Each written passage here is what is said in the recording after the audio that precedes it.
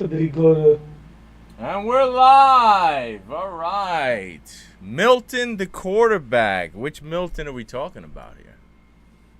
Yeah, the quarterback that was in the Patriots. Where'd he go? He ended up going to Joe Joe Milton? Milton. Joe Milton. Yeah, You I got heard a he. hot take on Joe Milton? What you got? Nah. I just heard he. I heard he was doing good. I heard he's been killing it. So there might be He's some been kill. QB. He's been killing every receiver that's less than 5 yards because he has Right, no touch on his football. right.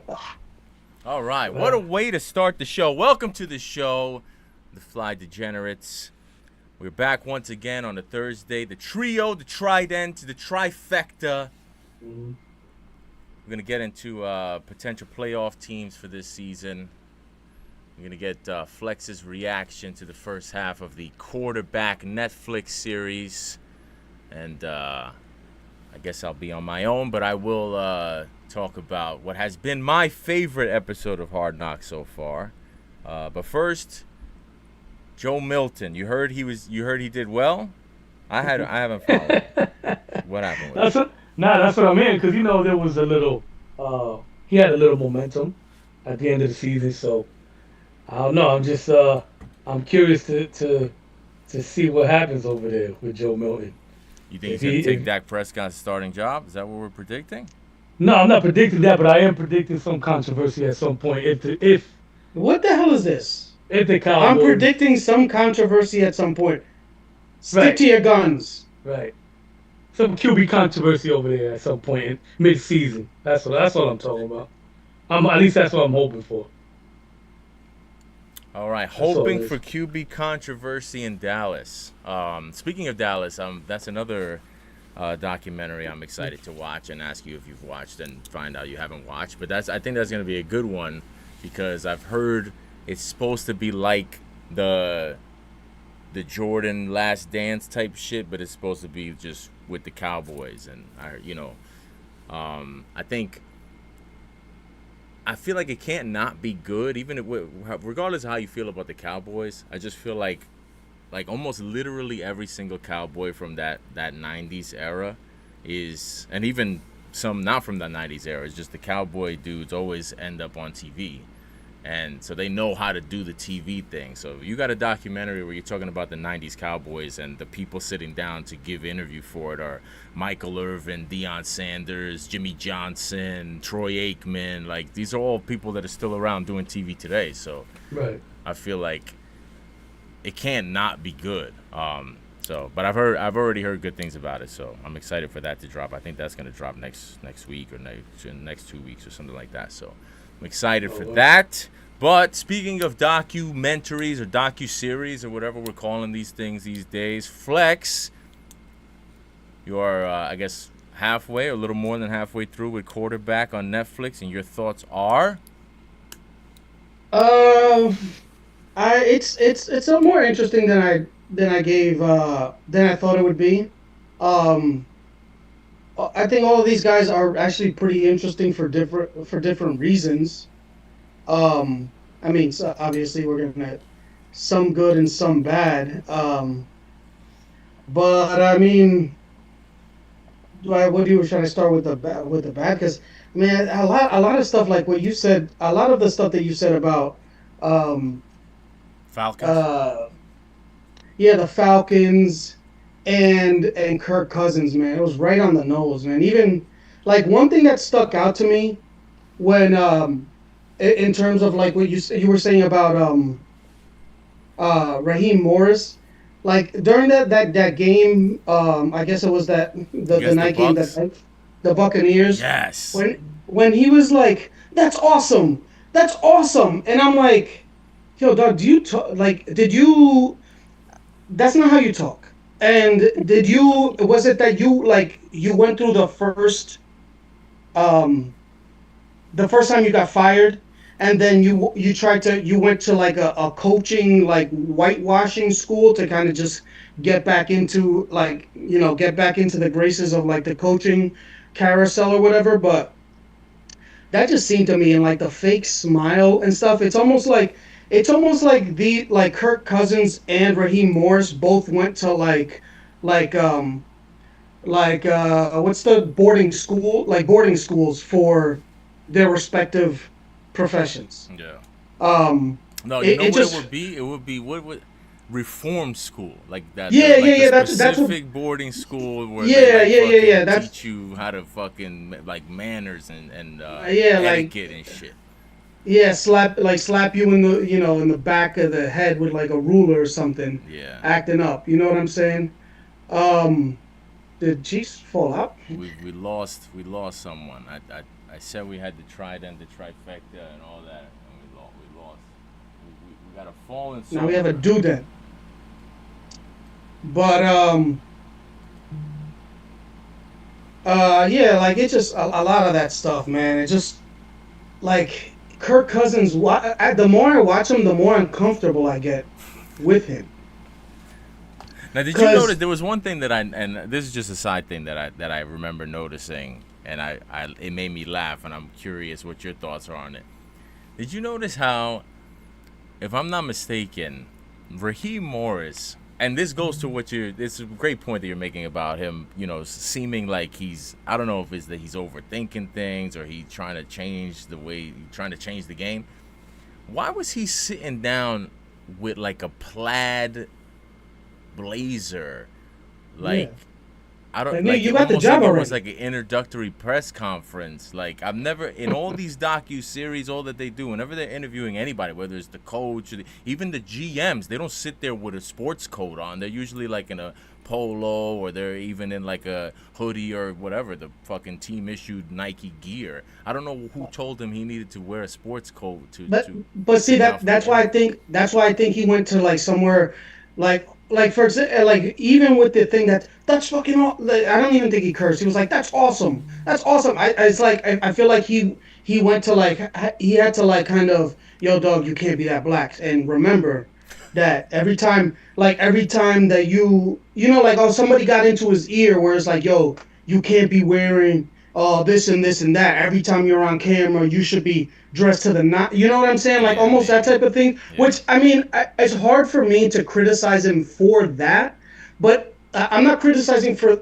I wouldn't criticize him for that, but I'll criticize him for, um, like taking it too far. Like you know what I'm saying? Because I do realize that as a minority, head coach, anything he does is going to be more scrutinized.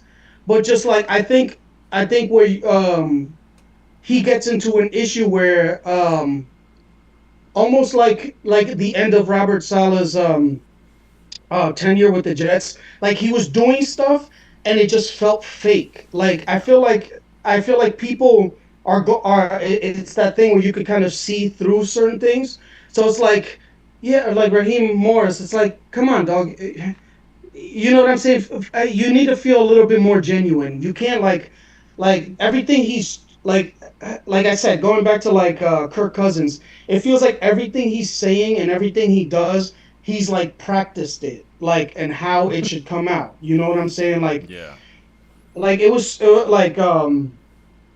like Kirk Cousins, even that fake smile that he does. That's like when he's trying to show teeth, like you know what I'm saying? Like Yeah. he's trying Yeah. to show teeth, but he's like trying not to smile, but he knows he should probably throw in kind of like a smile. Yeah. And even in that same game when he went up after because I like it reminded me of like what you said about um that there was no players. I haven't seen any players to date speaking on behalf of Kirk Cousins when Daryl Mooney scored that touchdown, and he goes up to him. He's like, "That a way to go, one." I'm like, so it's just though these people aren't. You're not actually teammates with these people. Like it feels like almost as like Well, he's but that going. are you talking about the number shit?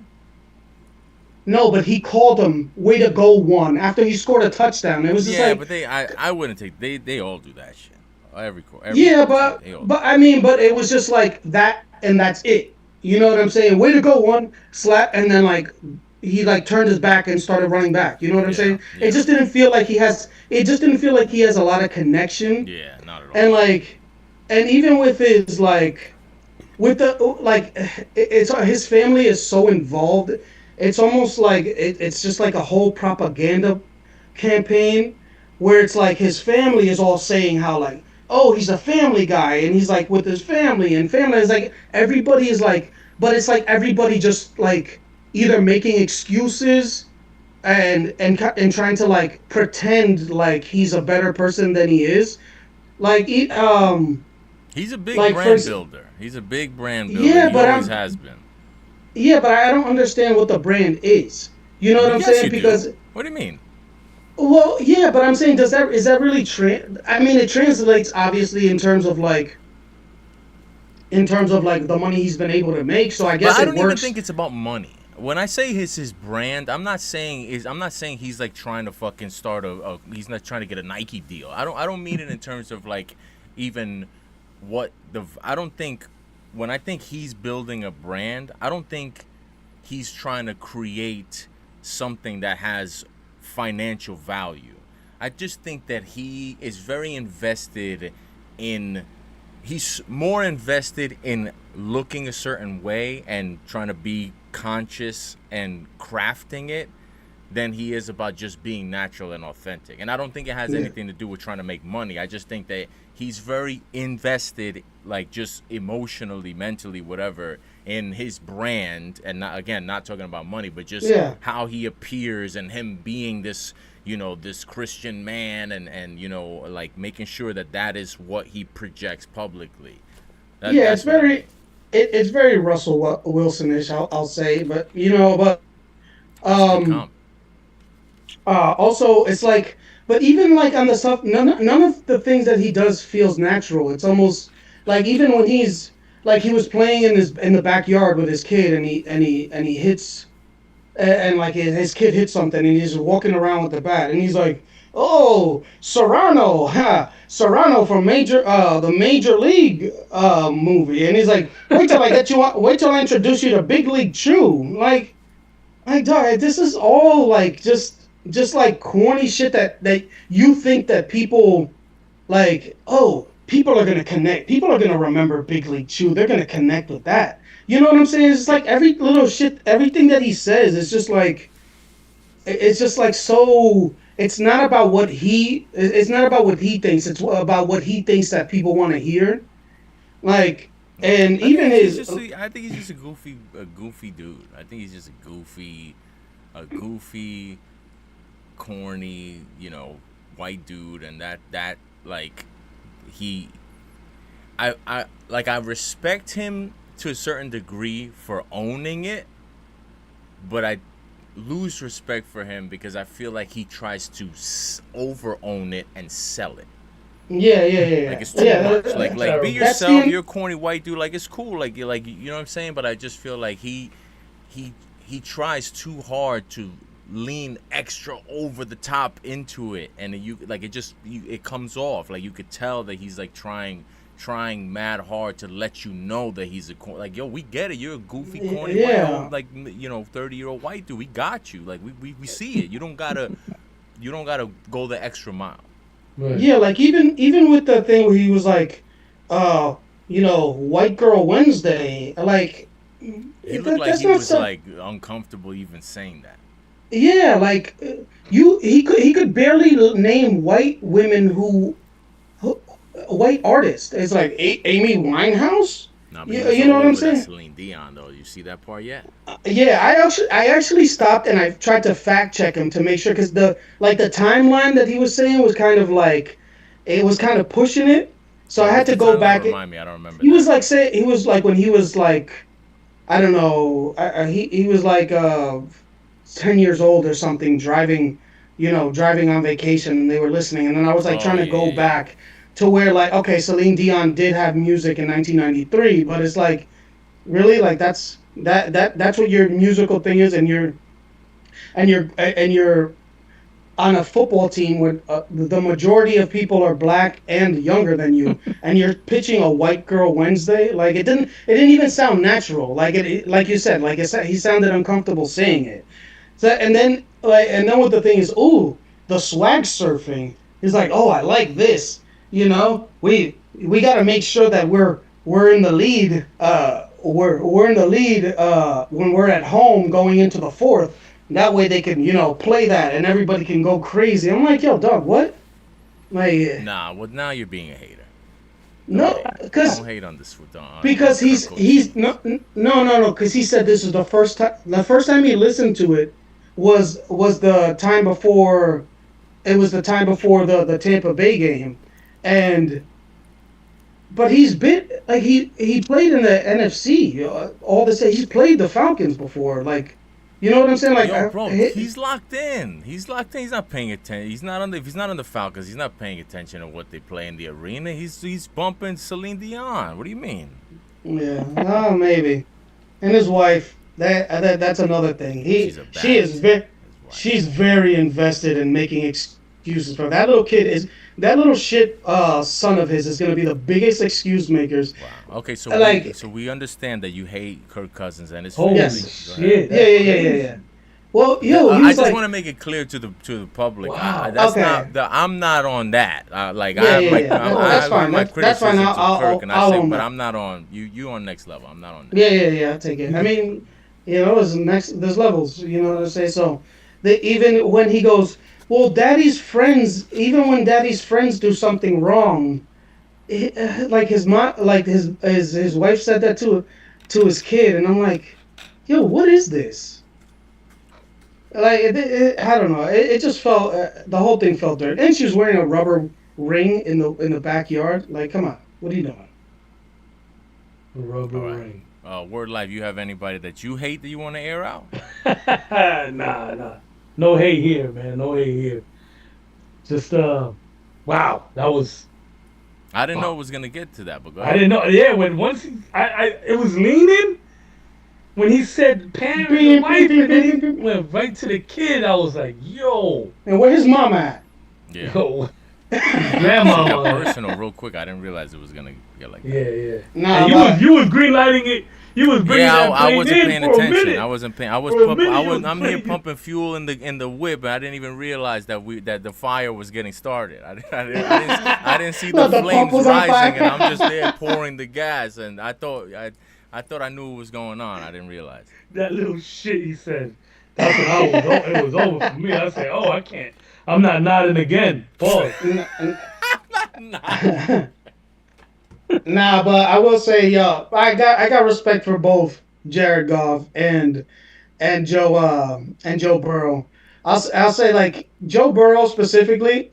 He's not trying at all. I feel like he just remembers like certain things, and it's like with Joe Burrow, it's not rehearsed because like the thing that I noticed um when he scored like that long running touchdown against the Giants or whatever, and he dove in, and as soon as he got up, it was like it was just like an immediate. He was like, "The fuck are we talking about?" And he was like flexing like that.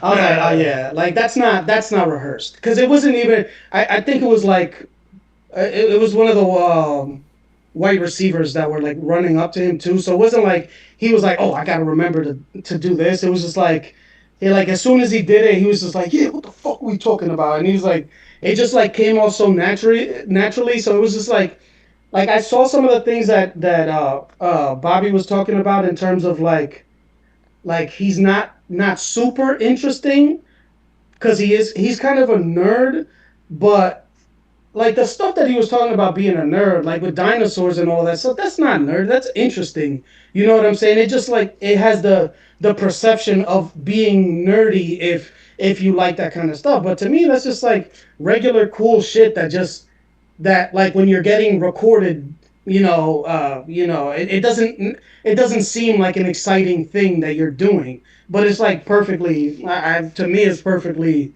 natural. Like I feel like just this dude is just like he has a lot of he wasn't like so like sheltered, so like he knows different people have different lifestyles, and it's just like I don't know, I feel like he's comfortable around a lot of people. That's what I'll say in terms of Joe Burrow.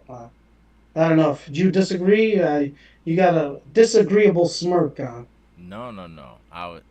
No, I don't at all. I completely agree. I was just laughing because the one person who I was gonna ask you, he was comfortable around his personal stylist in the beginning of episode 2. Did you? I thought of you when I first watched that scene.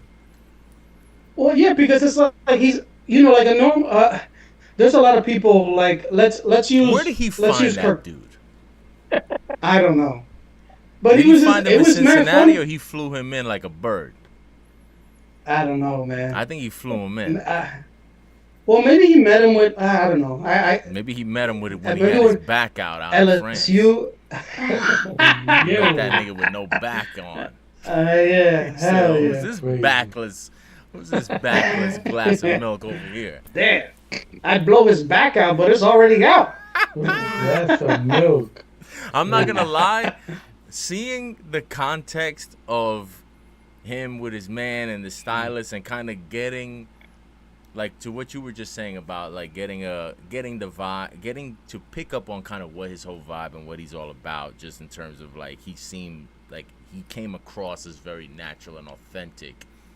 It put the whole backless back out thing into a little bit more perspective. I still think it was wild, but I don't look at it the Yeah, same way because like if I was under the impression that he's like Mr. Inauthentic, just doing too much, I received that differently than I do now. Just seeing that he's just a dude that he's just out here doing shit. He don't really he's not yeah. really thinking too much about He it. like he He likes don't what really he give a fuck. likes. He's just chilling. He's try it. If I like it, I like it. If I don't, I don't. But he's open to things, and I totally respect that. So I have a different. Mhm. I still think the back out is It was crazy, crazy. He's crazy. but I don't look at it. I don't judge him for it the way I might have, if he came across a different way.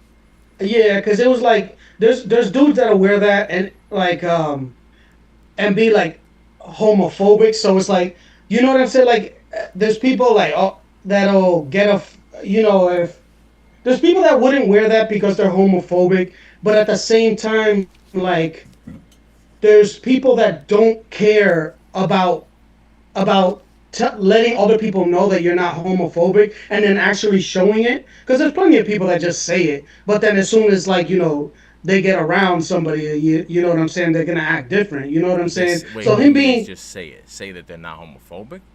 yeah there's plenty of people Oh, that just say it like they just be saying that shit but don't actually mean it you know what I'm oh, I Right. saying got you. and him like being around he's like and the guy he's asking him and he's like, yo and he's super sassy that nigga is he leaves nothing to The you know stylist. yeah Yeah, that yeah, nigga yeah. is and he was just like how about that bag and he was like I'm only gonna use this shit like once you know what I'm saying like he was very it just felt like very like going to what you said it was like if he likes something but he's so real that he's like, yeah, he probably likes that bag, but he's probably only gonna use it once. He doesn't really need it. You know what I'm saying? So it's like he's just not gonna get it to be that guy. You Yeah. know? He's trying to he's walking an interestingly he's managing to find a way to walk a fine line between being like a flashy type of dude but also at the same time practical. Yeah, And that's recognizing that a that's not real him. hard line to walk, but he seems to be pulling it off so far. Yeah, I will say though. Uh, Oh wow, he's about to throw him right next no, to no, no, throw him no. under the bus. I will Back it up. no. I will say he is very overrated in terms of handsomeness. Oh wow, here we go. Let's For go. Yes. for this, I came up with an analogy for it because he has attractive ingredients, right? Excellent. This is where I was hoping we Okay, would go. but when you put them all together, they don't work. You know what I'm saying? It's almost like, for example, I was listening to somebody speak French not that long ago, and the French language gets the moniker of like being the language of passion and romance and everything. But when you hear fucking people talking French, that shit sounds disgusting. You know what I'm saying? So I feel like it's almost like Joe Burrow's face is almost like the French language, where it's like, yeah, there's a it gets credit for its different pieces and all that shit, but when it's all put together, that shit is not as shit is not as beautiful as it looks, or people want me to believe it looks or sounds. This nigga Yeah. Flex is bringing the fucking heat today. Heat, bro. That was hard. That was hard. This nigga's It's true giving though. us It's true. French, It's yo. true though. This It's nigga true. bringing the heat today. Holy shit. Like you wanna like him. You wanna like him and be like, oh, he's a good looking guy. But it's really more his play on the field that we really like. Yeah, man. Well, It's like, you're The it's the fact like that world like guy. yeah. right, right. But I it mean, sounds like he got you everything hook, you line, and guys. sinker. Hook, What line, is and that? sinker. He got the hook, line, and sinker like a Nah, fishies. I like Joe, but I definitely, I mean, I've always had a ton of respect for him as a player, Mhm. but I definitely came away from this as more of a fan of his. And the funny thing about it is, again, and I think I mentioned this the last time we talked about this shit after I watched it.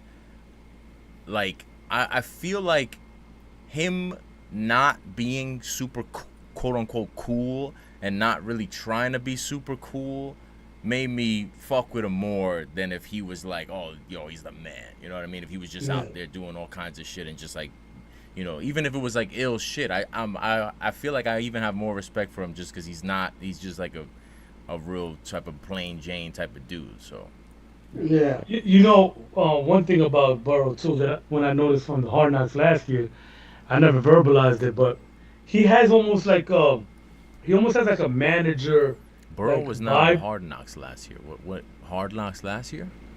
Is that what Yeah, you said? With the AFC North, the AFC no? North. Oh, the in-season Hard Knocks. Okay. Yeah, There's so the many in season fucking Hard season. Knocks. I Right, right, right, forget right. which The is in which. season, the in season.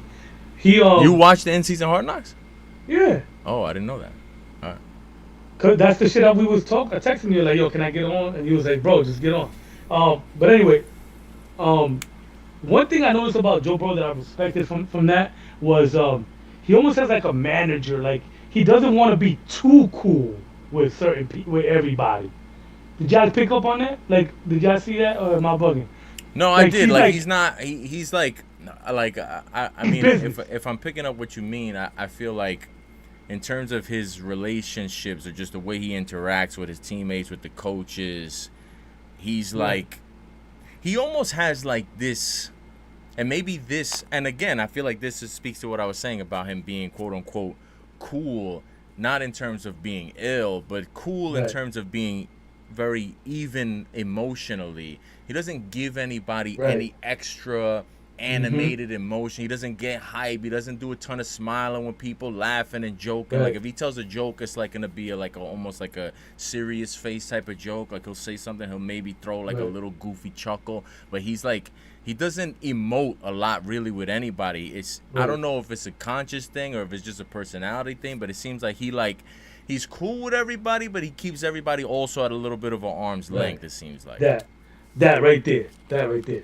And even when he like when he's like during the practice and he communicates, it's not like a friendly communication. You know what I mean? It's like a serious like yo, like when he told I forgot what he was told the receiver, like when you run this route, he told him how he's like do it this way. It wasn't like you should. It wasn't like a you know maybe you can't. No, it was like a real direct like yo, like we cool, we're the same team, but don't fuck with me like this is what I need. You know what I mean? I like that. I really found that like dope because like I can't see Russell doing that. Like Russell would be like, hey, oh neighbors, you know, like we're like, you know, he did Oh, that. I know. Like, You know, hey, right, superstar right. number You're so one. good. You're so good. By the way, you're so good. But you know when you went this way, like, could you uh, maybe possibly go like this and you know what I mean? Like I can't see Russell be like, look at him in his face and be like yo, I need you to when you you mean run that, run it like that. I don't you mean disagree like with what you. Kirk Cousins was saying, like during that, where he's like, you know what, you've been doing this, and sometimes when you do it, like I'm a little bit, you got to do it this way. Well, I Right. thought what Kirk Cousins did was the worst, actually, just because he What was was it? not even talking directly to the receivers. He was doing the, like murdering, murmuring under his breath type of shit, Yeah. or like walking away like and like fucking Oh, cut in, or doing like that type of bullshit. I thought that was oh, like not a What I've been uh, trying to say. that's a not a little good thing. Brady-ish though, but Brady will get in the grill though. Well, I well, always what I was thought, gonna say about Russell is I don't disagree with you about Russell, but when you make comparisons to guys like Burrow, you just mentioned Brady. I feel like I think Russell would have done that in Seattle, but I think that that's a hard thing to do when you don't have equity with a team, with an organization, you have no standing. I feel like I I think it's still your job as a quarterback. I still think that is your responsibility and you got to find it in you to do that. Um but I think it's definitely a lot harder when you're stepping in as the new guy and you have a loaded quarterback room and you don't really have a ton of equity and security with the And team. plus, you're coming with that baggage too, that like people, Yeah, he are has a looking at you a certain reputation. way. Yeah, right. but speaking of that, actually, there's two things I'm gonna segue in two different directions off of that because there was one thing that you said that reminded me of something that I saw in Hard Knocks that I wanted to bring up, but I'll get to that in a second. I wanted to talk about really quickly the Giants quarterback situation because I feel like the Browns have become like this example of chaos and terrible quarterback room, and they've been obviously criticized for taking the two draft picks and oh well, what are they going to do with Kenny Pickett and Joe Flacco and all this shit.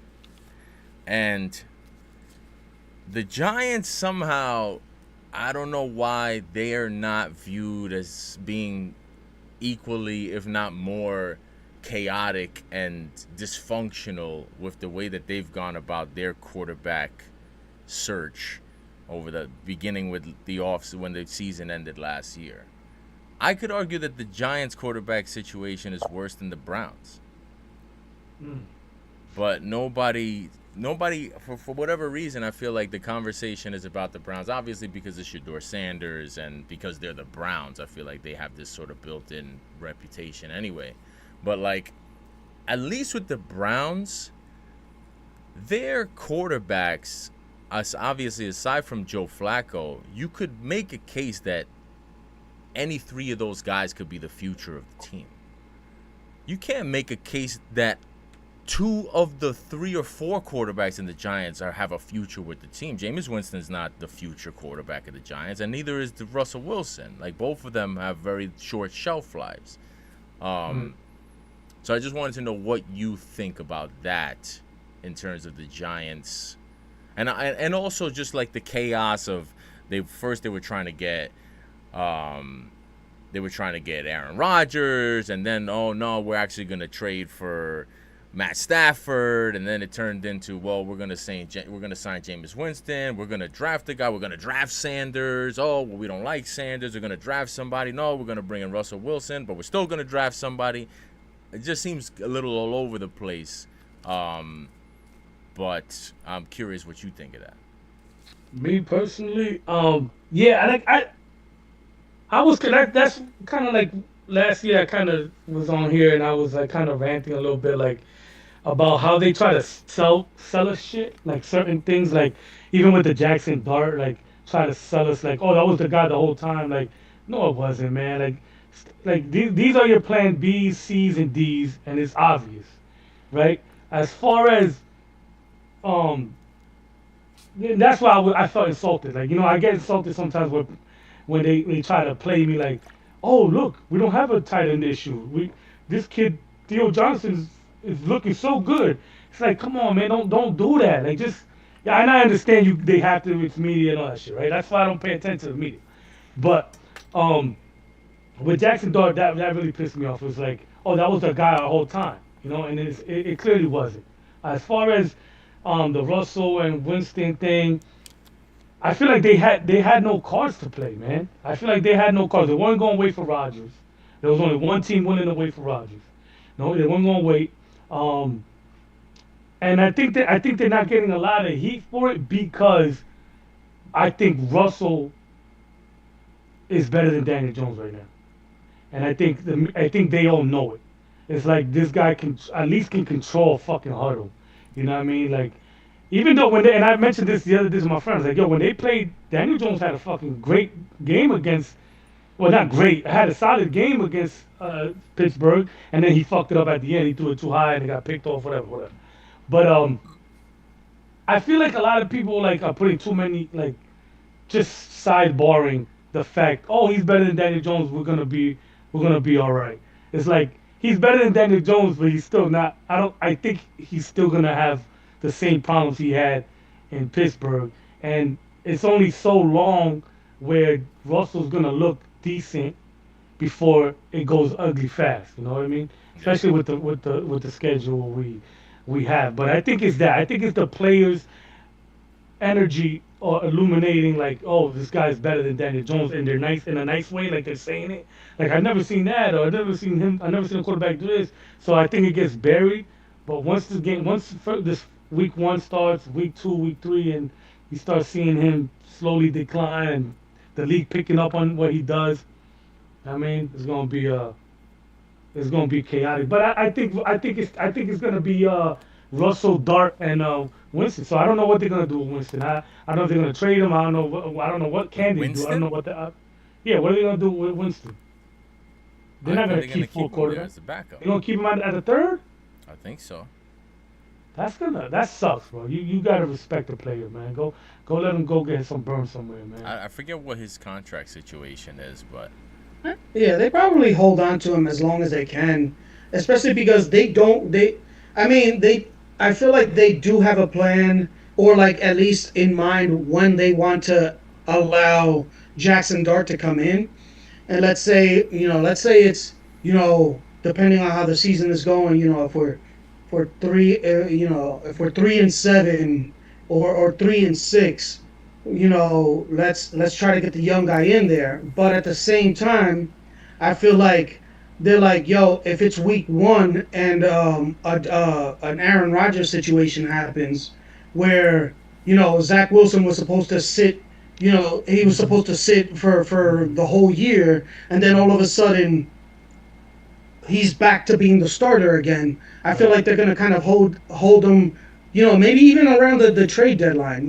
Maybe there's a team that pops up, has an injury, and needs I don't want to say competent in terms of like, because the thing about like the difference between Daniel Jones and Russell Wilson is like, okay, maybe the end result is maybe the same, but I feel like people respect Russell Wilson more because like I feel like they people feel like Russell Wilson at least knows what he's doing. well, Russell Wilson is a Like, Super Bowl champion, and he's Right. made it to 2 Super Bowls. Bro. I think he yeah, deserves to be respected Hell yeah. exponentially more than Daniel Right. Jones well, yeah, for a but ton of reasons. I don't think that no, that's no, even but something that needs to be I mean, yeah, explained. I was just putting it in that term just because like what has happened since then, where he's bounced around and kind of like he's had his name dragged a little bit.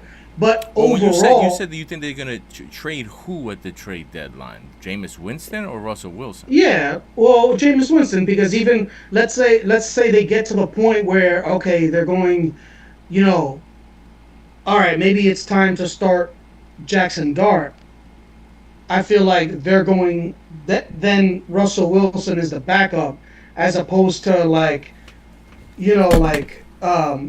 Jackson Dart may not be QB2 week 2, but he might be QB2 week 6. You know what I'm saying? Like, and maybe there's an injury where they can kind of like because it's But all about this was the whole reason I brought this up, because to me, I just feel like it's a very clumsy, clunky quarterback situation they have there. Because I understand what you're saying. Theoretically, it makes sense that Jameis Winston would be the one to move, but if that doesn't it.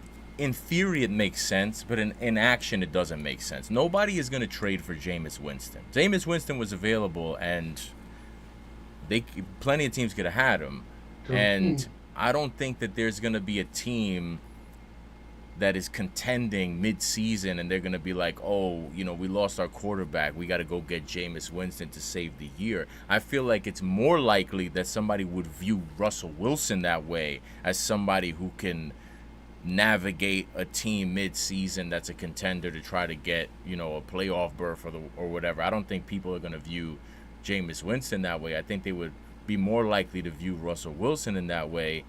But Russell Wilson, the way that he's been positioned, it's a much clumsier and weirder trade to make. So Yeah, that's no, why I mean, the and whole maybe fucking thing that's is the just, it move. just doesn't make any sense. No, that's true, man. It's true. And maybe that's the move. Like, do they get to a point where it's like, all right, I think we've seen enough, and you know, maybe Russell. Well, because the thing is, it's hard to envision Russell Wilson playing well enough to garner trade interest at the same time it being time to move to Jackson Dart. Well, Even though that's that exactly my that point. Like Right, if right. they're making him the starter, then that's a clumsy trade. It doesn't make sense that, like, if he's playing well, then you're not likely going to be turning to Jackson Dart. You're going to stick with him if he's playing well. But yeah if he's playing poorly, then he's not going to have a ton of trade value. But I still think he yeah has more trade value to a contending team than Jameis Winston. But yeah it's just weird. Like, I Right. just don't like but that's why I feel like their quarterback room is what it is. I don't think that there's really going to be anybody that's going to be available for trade there. And what is this? The big question is, what does this mean for Tommy Cutlets? That's the only thing that matters right now. that's the other Yeah. thing. That's a You can't Does that's what he you, no make one you the can't 50? understands. Does he make the 53 man, or is he going to end up somewhere else to start this year? Somebody going to pick him up well off I mean waivers or something? maybe Mm. if Will he be a somebody practice comes squad maybe? come Yeah. well maybe somebody comes a knocking for Jameis and Nigga, then nobody's knocking for Jameis. I don't know why you have this dream that somebody's going to be out there making a trade for Jameis Winston. Who's trading for Jameis Winston? Maybe Indianapolis. yeah true They're they going to already trade for have two Jameis Winston? they already Nah, I have don't two know. bad I just quarterbacks.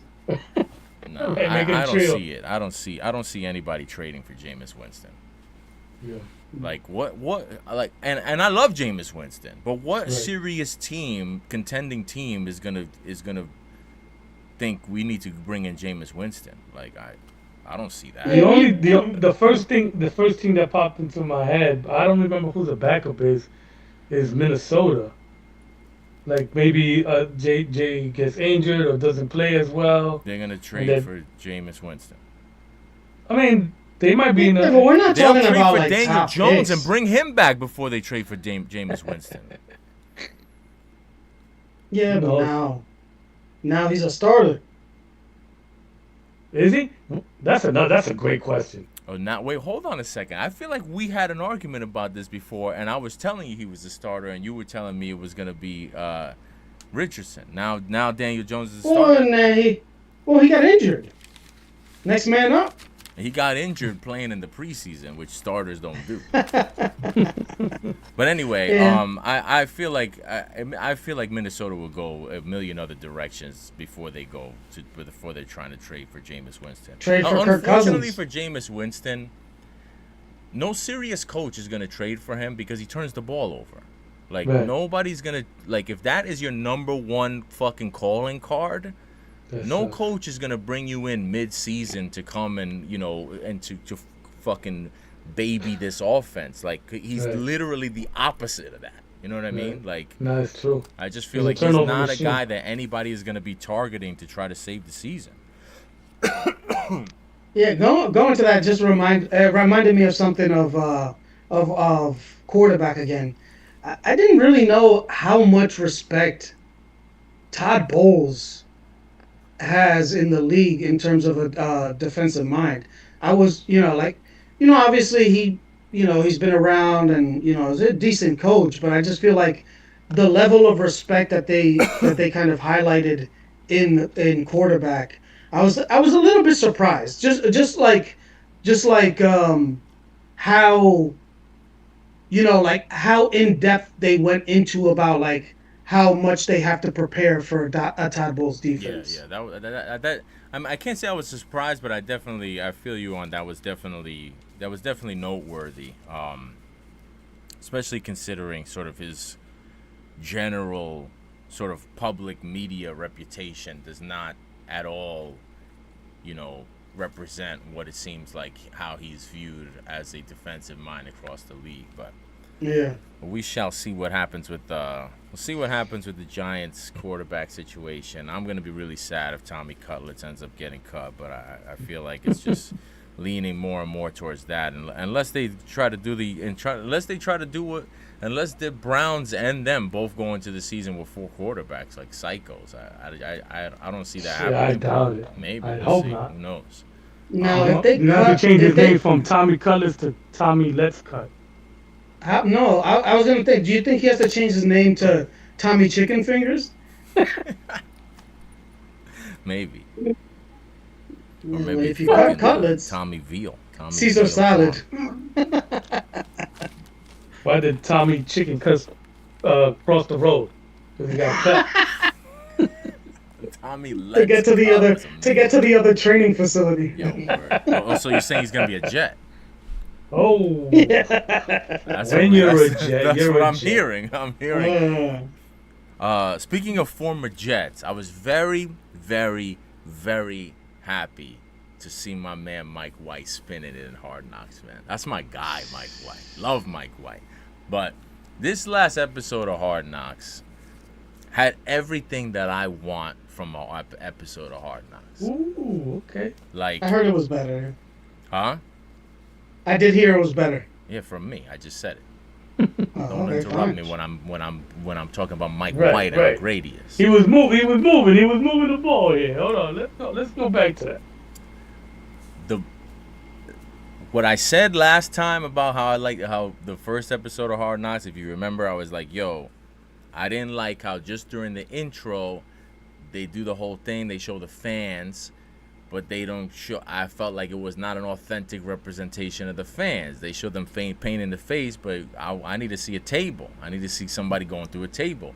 I got some going through the tables on Hard Knocks. Nice. Beautiful. That was what I wanted. They gave me. I wanted to see one of those montages where they switch up, where they like dramatize the theme music that you almost don't recognize it, and it's just on the practice field slow-mo. I got one of those that I wanted.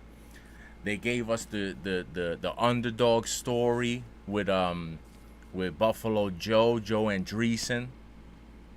I just felt like they checked all of the boxes, all of the traditional Hard Knocks boxes that I'm always going into it looking for. A little bit of the local flavor. They actually had Bills fans mic'd up in the and it wasn't like Really? a lot of times they'll have family members of the players mic'd up from Hard Knocks while they're watching the preseason games or whatever, but I don't recall them ever just having random fans just giving you the fan perspective. But they had random never. Bills fans mic'd up. They were talking to some girl in a bar, and she was talking about how she loves the Bills. She started crying about how what it would mean to her if they win. I was eating all that shit up. It was great. I loved what they did with KJ Hamler. They had him with the scooter. He got a new scooter. He's driving around the facilities, talking to the people. Yo, I was feeling this episode of Hard Knocks for real. And they did the Damar Hamlin thing. The one thing that was kind of like, I mean, I'm sure there's a whole population of people who appreciate it and who it was for. It was not for me, but they did this, what to me felt like a long prayer, where Damar Hamlin is like sitting in the grass. It was like a good 2-3 minutes. He's just praying, and you just sitting there watching him pray. And like it seemed like it was after practice was over, and he's just being, whatever. It was. I'm like, if you're a religious person, it was beautiful, but I get uncomfortable personally with that stuff because sometimes it gets a little too intimate, and I'm like, yo, like. They did this whole thing talking about, obviously the incident that happened with him and his relationship with the organization and the charities and all this stuff. And then they're like showing him on the practice field. And then it just felt like he was sitting, they were watching him pray. And I'm like, all right, man, we get it. Like, we don't need to let homeboy pray. Like, we don't gotta watch him pray. Like, I don't know. It just Was he it was mic'd a up little praying? invasive for me. But I'm sure there was a lot of people who really appreciated seeing that. And he's obviously super grateful for coming out of the other side of the incident that happened with him or whatever. But One thing that I noticed about the Hard Knocks, one thing that I noticed in Hard Knocks, going back to what you were saying about Joe Burrow and how he communicates with the teammates, and how he's almost business-like, and how what he expects of them, what he demands of them, and it's not in a joking type of way. I'm not gonna lie, you don't always see that in Hard Knocks, and I did see that from Josh Allen, and I made note of it because in like last year, the training camp Hard Knocks was on the Bears, so I wouldn't have the same expectations from a rookie quarterback in terms of how he interacts with the receivers, especially if you're dealing with mostly veteran, like Keenan Allen, obviously super veteran receiver. DJ Moore, also veteran receiver. So I wouldn't expect Caleb. Like, listen, if Caleb Williams was in there and he was kind of having the same type of conversations with them, and I would have respected it. But I don't have the same type of expectations for him as I do from other quarterbacks. Purely example, like you were talking about with Kirk Cousins. But I saw the way that Josh Allen was interacting with the receivers, and I was like, yo, I didn't see pure example. I didn't see none of that from Rodgers the year before with the Jets. Like, he had all the goofy fun handshakes and all that shit, but I didn't see him. I saw him arguing with Garrett Wilson. I didn't see them, talking ball like the way that you're talking about with Burrow and the way that I saw with Josh Allen. So that was something that I noted in that episode. But yeah, I loved it. I loved this episode of Hard Knocks. It was one of my favorites, and I feel like in a while. I feel like it hit all the notes that I'm looking for in Hard Knocks. But obviously y'all haven't seen it, so. Question: How much Giants do they show? They show a lot or no? Oh, that was another thing. They shit on the Giants a couple times. Yeah. Yeah. You said how much Giants? Shit. You said that because they played them in the preseason. Right. So it's funny that you mentioned that. Thank you for reminding me, because I noticed there was a couple of times that there were a couple little jabs thrown at the Giants. Like, one was when they had Bill Polian in the facility, and I forget what he said. Something about they were talking. I think somebody brought up Josh Allen or something. He's like, they were talking about, oh yeah, you have your guy, and he was like, I forget exactly what he said, but it was something like unlike that other team or something like talking about the Giants. Pure example, like talking about how the Giants, they don't know what the fuck they're doing at the quarterback position. Right. And there was another thing that they did. I forget. There was another thing that I noticed. I forgot. I wanted to write this shit down so I didn't forget, but obviously I didn't. But there was another little jab that somebody did or said that I felt like was a little bit of a jab to the Giants. Like nothing too crazy or blatant, but I think it was during the game somebody said something like something about playing against the Giants or some shit like that. But damn, I gotta watch that one. yeah, but it was they were very complimentary of my guy Mike White. And Trubisky had a couple of little moments too. He did, right? Yeah, Trubisky had a couple little moments. But I feel like the stars of the episode were definitely KJ Hamler. He had a big role, and he was almost like kind of like the comic relief of the episode. And I could tell, like, I don't know if they're gonna take, be following him around for the rest of I guess there's 3 episodes left, but this episode he definitely sort of came out of his shell a little bit. I forgot he was on there. I forgot he was on the team. That's another guy that's exactly like. I am glad. Samuel. You know what? Let's get right to it. I'm glad you said that, because I have a fun game to play. Oh. This game is called Where Is Their Ass At? Damn.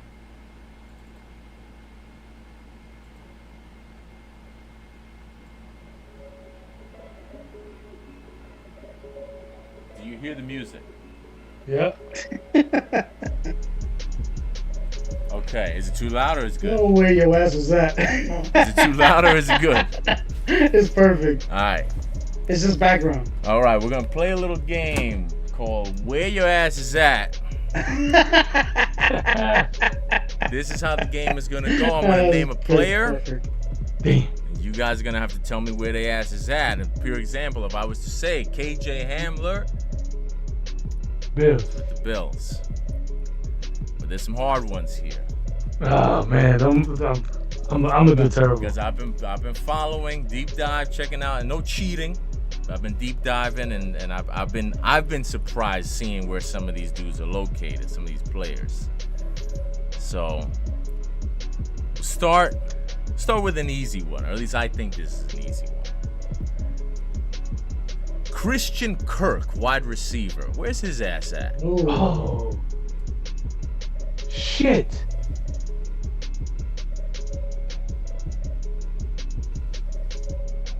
Fuck. Hold on. Did he go to the Titans? We have one Titans. You have a guess? Just give me a guess. I got a bunch of names. Let's go through this. I'll go Cardinals. No, he went to the Cardinals. Cardinals. He started with the Cardinals. He is a Houston Texan. Christian Kirk, Houston Texan. Too many receivers. Too many receivers. How about this? We'll go to another KJ, but not Hamler. KJ Osborne, wide receiver. Used to be on the Vikings, if you remember. Where's KJ Osborne? Is he on the Patriots? We have a Patriots. Bengals. Bengals. We have a Patriots versus Bengals. He is a Washington Commander, right? Fuck. Damn, I'm gonna do terrible. I know it. Okay. Raheem Mostert. Where's Raheem Mostert? Where's his ass at? Fuck. Running back Raheem Mostert broke the Dolphins' single-season touchdown record. Raheem Mostert. Where is his ass at? Fuck, man. Any guesses? I'm gonna say Pittsburgh. Pittsburgh Steeler, and do we have a guess from Vikings? Vikings. We have Vikings. We have Steelers. You guys are 0 for 3 so far. He is a Las Vegas Raider. Fuck. I didn't know Interesting. that. Speaking of the Las Vegas Raiders, if I'm not mistaken, didn't Desmond Ridder quarterback a game for them at the end of last year? Yeah, I believe so. He did, but he's not there anymore. Where's Desmond Ridder? Where has old Desmond Ridder wound up? Ridder. Where's his ass at? Titans? Titans. We have a Titans. What else we got? The Cardinals? Cardinals. No. He is in Cincinnati backing up old Joe Burrow. What? His old stomping grounds? You guys are doing great. Yo, I knew it was gonna get. He went back to the Natty. That's where he went to school. All He's gonna right. get smoked here. We gotta get this? one. Okay, this is an easy one. I think you guys might have a chance with this one. Former backup running back for the San Francisco 49ers, Eli Mitchell. Where is he right now? God damn. That's the easy one. Come on, you guys should know that one. Elijah Mitchell had a couple of good games. If you were playing him in fantasy, he had some value. Colts. We have a Colts. Flex. Where He's just enjoying is this Elijah Mitchell? He didn't even make your handcuff running back list. No. That's how I don't know where he's at. Yeah. Where's his ass The at? Steelers. He is a Kansas City Chief. What? Shit. That's crazy. We can't get one Flex? How about the virgin Tyler Lockett? No longer a virgin. I think he has a child on the way. That one I know. Had a kid.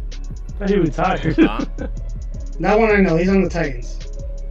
We have a Titans. I thought he retired. You thought he retired? We have a retired and we have a Titans. And we have our first correct answer. Tennessee Titans. Tyler Lockett. Is that replacing Cancun? another guy who I was actually going to put on the list, Tyler Boyd. But Tyler Boyd is not on a team.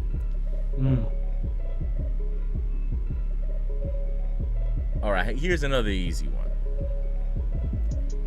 Former Philadelphia Eagles running back Miles Sanders. Where is he? Dallas. You said Dallas? Yeah. We have a Dallas. What else do we have? Yeah, he's on Dallas because he was at the Bears last year. He was not with the Bears. He was with the Panthers last year, but Oh, he is yeah. on Dallas this year. So you get. I'm not gonna take away points, but we got two. Speaking of former Eagles running backs, Kenneth Gainwell. Where's he? Oh, god damn. He's got to be on a bad team. He's got to be on a bad team. What bad team might Kenneth Gainwell be on? Oh, this is my favorite game. Fuck. I got two. I'm gonna say fuck. He sounds like the Colts. He sounds like the Colts. Are we going Colts? Yeah. All right, we have one Colts.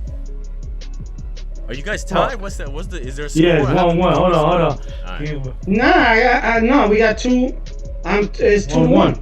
Yeah, you got two. Oh, he got two. Who you get? We got two. Well, he got the one that you got. Oh, he could do that?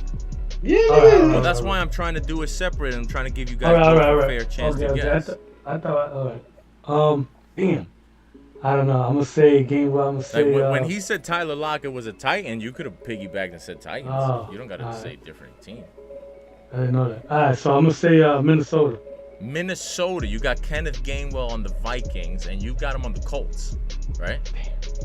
Yeah. Kenneth Gainwell is a Pittsburgh Steeler. I knew it. Oh, Fuck, man. I Pittsburgh fucking knew Steelers. it. Damn it. Fuck, man. I knew that one, man. Fuck. Speaking of Pittsburgh Steelers, Van Jefferson was a Pittsburgh Steeler, but he's not anymore. Where's Van Jefferson? Where's his ass at? Cardinals. Arizona Cardinals. Mm-hmm. Jaguars. We have a Cardinals. We have a Jaguars. No, my friend. He is right next to Tyler Lockett with the Tennessee Titans. Really? Yes, sir. Yes, sir. Interesting.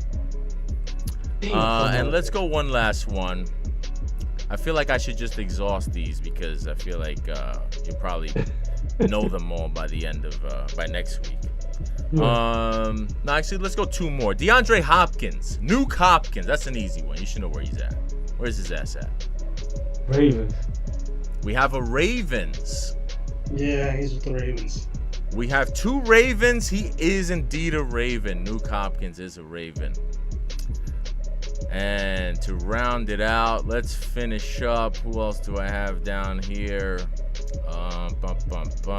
So Van Jefferson was a Los Angeles Ram. He was a Steeler, but he was also a Ram. Yeah. Don't do that. You know who else used to be a Ram as well? Actually, no. Was he a Ram? Yeah, he was. No. The guy I'm about to say. DeMarcus Robinson. He was a Ram.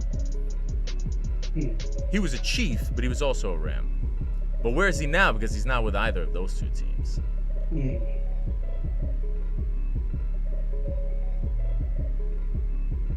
DeMarcus Robinson, former deep threat for the Kansas City Chiefs and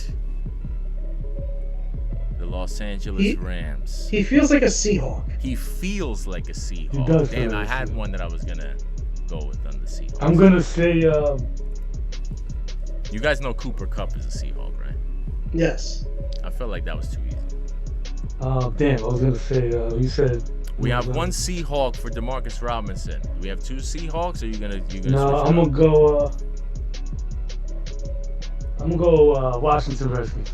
Washington Redskins no longer in existence. Oh yeah. Washington Commanders. You're going Commanders. We got a Commanders. We got a Seahawk. He is a San Francisco 49er. Yeah, so I was gonna say he feels like NFC West. Yeah. Yes, and that was where's his ass at? That was fire, bro. We gotta do that again, yo.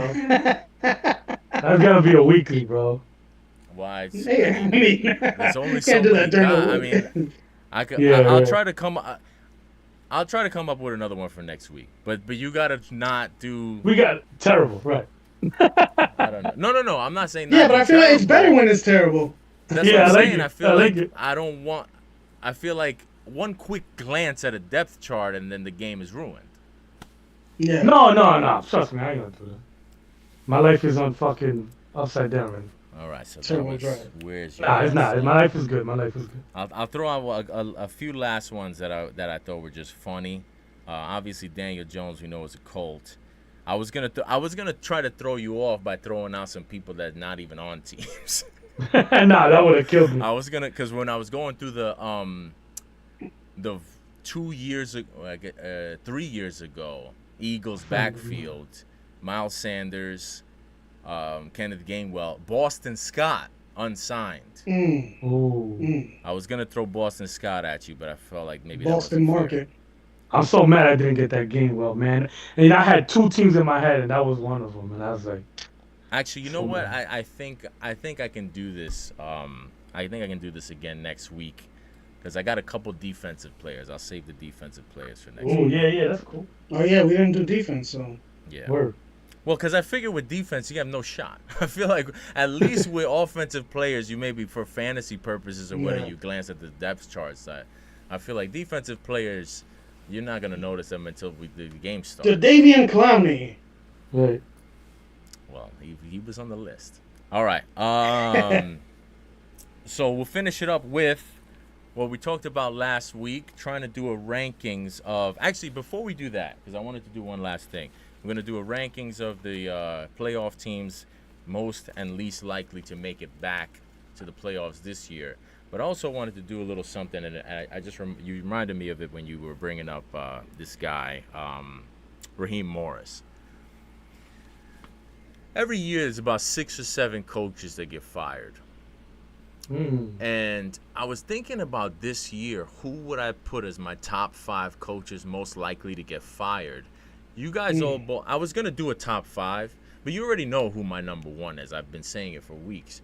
But I was thinking about who else would really be a candidate to most likely get fired this year, because I feel like the teams that I expect to do terrible all also fired their coaches last year. So like the Saints, I wouldn't put this guy Moore on the list just because it's his first year and they don't even have a quarterback. I don't think he's gonna get fired, but I think they're gonna be terrible. And the same thing with like if the Jags shit the bed, are they gonna fire this guy Cohen? I don't think so. No, I don't think so. So I was trying to think of who were the coaches most likely to get fired. And then I ended up with Raheem Morris. I ended up thinking about this guy that you, unfortunately, were heaping praise on him. I don't know that I would be shocked to see Todd Bowles get fired if the Tampa Bay Bucks have a disaster of a season. I feel like there's going to be at least one team in the NFC South that's going to lose a coach. If we're gonna base it off of the average, on average, about 6 or 7 coaches get fired. If we're just looking for 5, I think one of them will be an NFC South coach. Whether it's Canal, I feel like whoever has a surprisingly disappointing bad season out of the NFC South, their coach could get fired. But who would y'all think of it in terms of who would be the most likely coaches to get fired? Like I said, I'll put it out there again. I don't think Mike McDaniels is going to make the season. Forget about getting fired Black Monday. I fully expect him to be fired before the last game is played in week 17. That's how down on the Dolphins I am this year. But I was trying to think of like the candidates aside from him who are likely fireable head coaches, just given where they're at right now. And there's not a lot of them. I feel like the teams with the least sort of expectations all have first-year head coaches. I mean, obviously Daboll's on the list, right? Daboll's on the list. Is Daboll's Stefanski on the list? But if we were trying to find 5, you know, it's funny. I thought about Stefanski, but I feel like, if they didn't fire him, if they haven't fired him for the last couple of years, I don't know. I don't know if Stefanski, like, I don't, I think he's a very overrated. It's weird because it's like, I don't think he's overrated from the public media standpoint, but I think he's overrated. And this is really fucking ballsy of me to say, but I feel like he's overrated in NFL circles because I keep on hearing people talk about that he's a good coach. He's a 2-time coach of the year winner, both of which I don't even feel like was deserved. And I don't think he's an elite coach like that. But for whatever reason, it seems like what could happen with the Browns this year that could be a bigger disaster than the previous years that he has already survived? Yeah, that's not expected. Yeah. Yeah. But that's kind of why I feel like I'm thinking like end of the rope. Even if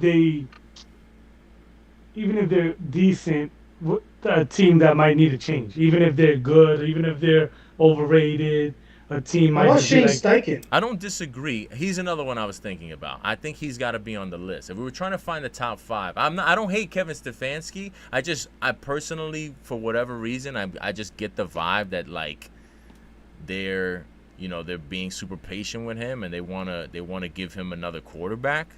But I feel like if we can't find another to round out the 5, I think Stefanski's got to be on the list. But I'm just trying to think of people but I can't think of anybody Yeah. because so many of these dudes are brand new. But I guess that really shouldn't mean anything. But I don't know. I just can't really point at anybody. yeah, there's a lot of teams. I feel Aaron like Glenn every is year, not getting fired. Yeah. But then I started to have to go to, instead of thinking about teams that are good or thinking about teams that are bad, thinking about teams that are. I started thinking Mike Tomlin. If I had to think of top 5 coaches most likely to not be with the team, maybe not fire, but maybe a mutual parting of the ways if the shit goes off the rails. I think that's how you word it because that's you're gonna have a broader fucking number of coaches because that's how I feel like I thought about Tomlin too. Yeah, I was thinking Tomlin. I was thinking McVay. Would he step away if something goes wrong? If Matt Stafford breaks his back or some craziness? I don't. I was just trying to think of like who were the 5, who were the 6, 7 guys gonna be? McDermott. Right. If the Bills torpedo the season, would McDermott get canned? Maybe. He might be on the list for me. I'm surprised you didn't go with Bengals, Zach Taylor. Yeah, that's what The only thing I would say with that is that he's so cheap. Yeah, the owner is so cheap that I don't think that they would fire him. I look at them as an organization I look at them similarly to how I look at the Browns. They're looking for reasons to keep the guy. They're not looking for reasons to can him. Not to say that they won't. Maybe they will. But they kept Marvin Lewis for 100 years, and Zach Taylor has already accomplished more than Marvin Lewis in his short time there. Yeah. Another thing, real quick, to go back to why do they like him as much? They like the QB show when they were showing Joe Burrow's family in that suite. Man, that suite does not look sweet worthy, man. At all. Yeah, nah. Oh my god, my nigga, that shit looked like a Best Western, my nigga. That shit was. Nah, yeah, it was that crazy. That shit looked like. How old is that stadium? Motel. I don't think it's that old. Is it still Paul Brown? Nah. All right. Maybe if we do the top teams likely to make the playoffs and likely to miss, maybe we'll weed out some fireable coaches. So how you want to do this? You want to go through the 14? You want to give your number 1? You want to give your number 14? How should we do this?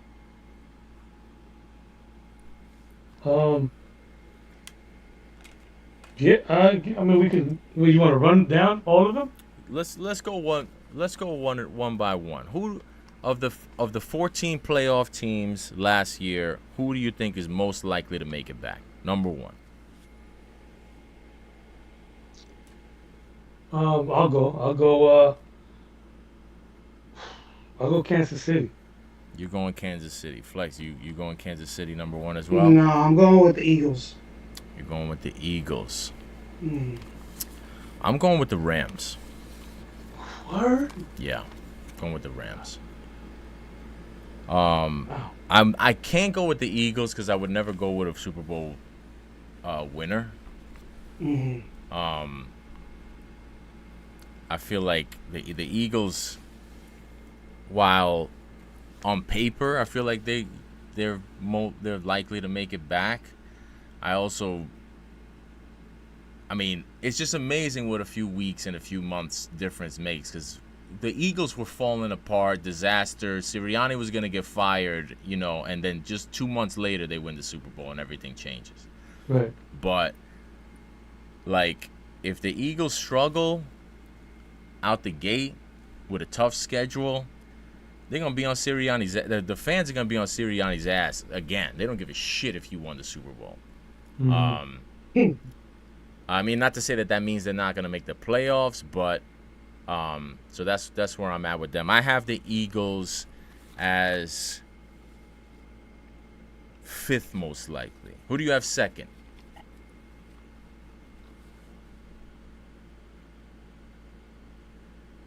I'm gonna I'm gonna stick. go. I'm gonna stick AFC, and I'm gonna say Baltimore. You know what? I'll say yeah, I'll And say another Baltimore. reason why I just to go back to because I said how I felt about the Eagles one. Just to go back to what you were saying about Kansas City. I put Kansas City up there. But the one thing about Kansas City is their schedule's nuts. And it's not even nuts just in terms of who they're playing. I think of their 17 games, I believe more than half of them are either prime time or in another country. Crazy. And that's asking a lot, man. That Asking is. teams to do the short rest, all the Right. travel, like the cheat. I mean, and listen, they clearly are not no strangers to playing in prime time. They're no strangers to. I just feel like that shit catches up with you. I feel like it caught up with them at the end of the fucking road last year. So that's the one thing that I worry about with Kansas City. But were you gonna say AFC? You're gonna Baltimore for number Yeah. two? No. Yeah. It was between Baltimore and the Bills. Yeah. I'm gonna stick Baltimore. I'll stick Baltimore. You're going Baltimore number two. I had Baltimore number two as well. Yeah, Baltimore number two. I have Baltimore number six. Oof. Mm. Yeah, I have Baltimore number six. Um,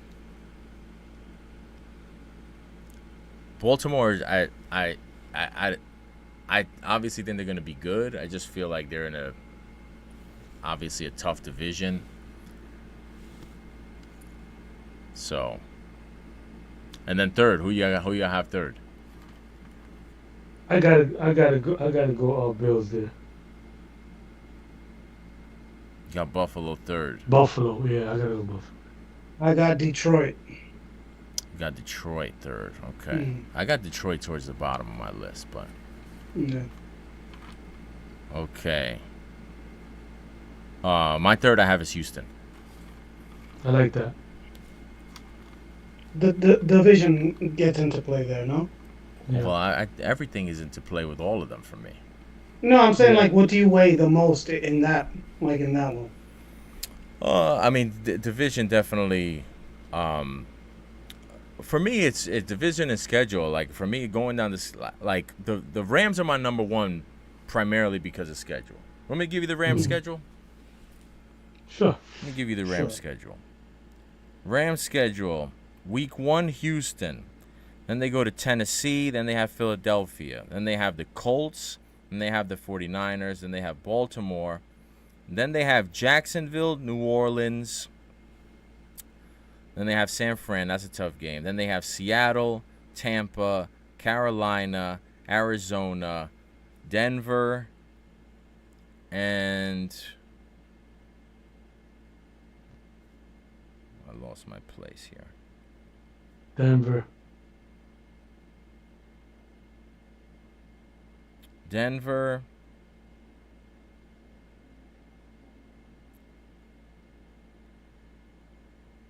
Where the hell is? Hold on a second. This chart that I made, I can't even read this shit.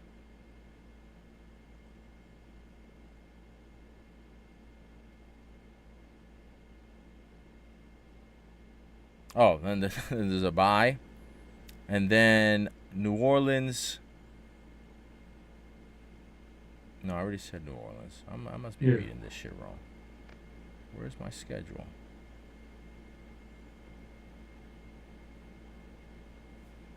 Oh wait, no, that's not Denver. Anyway, why the fuck did I say I'm gonna give you the schedule if I don't have the fucking schedule? Why the fuck did I do that? No, my bad. It wasn't Denver. It was Detroit. Detroit, Seattle, Atlanta, and Arizona. That's their closest schedule. I see what you. So they're playing the AFC and NFC South,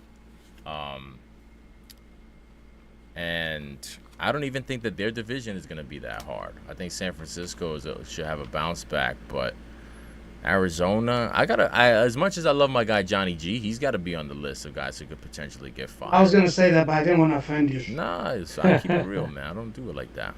Yeah, he's definitely on the list. I don't know that I believe that Arizona's gonna be. I feel like Arizona could be one of two things. They could either have a big time bounce back year because they have a good schedule too. Maybe they make the playoffs, or maybe it falls apart and this dude gets fired. But so after that, so where do y'all go after that? So you got Buffalo. Okay, so I'm at 4. So there's where I put the Bills. 4 is where you have the Bills. And who do you have for? I'll go Houston. Houston. No, I already have Baltimore. All right. For me, at 4 is where I put KC. For me, I have Chiefs 5th. You have Chiefs 5th. Okay. Yeah, I said I have Philly. Philly is my 5th, and KC is my 4th. I have them just above Philly. Then I have Buffalo. Then that's where I have Baltimore and Buffalo right after them too. Baltimore, Buffalo. So where do y'all have the Rams? I have them 7th. You have them 7th. Where do y'all have Green Bay? I have them 6th. I got 5th. I have them 2nd. I have Green Bay 2nd. Now, what's your rationale for that? Because I'm just, just Jordan Love.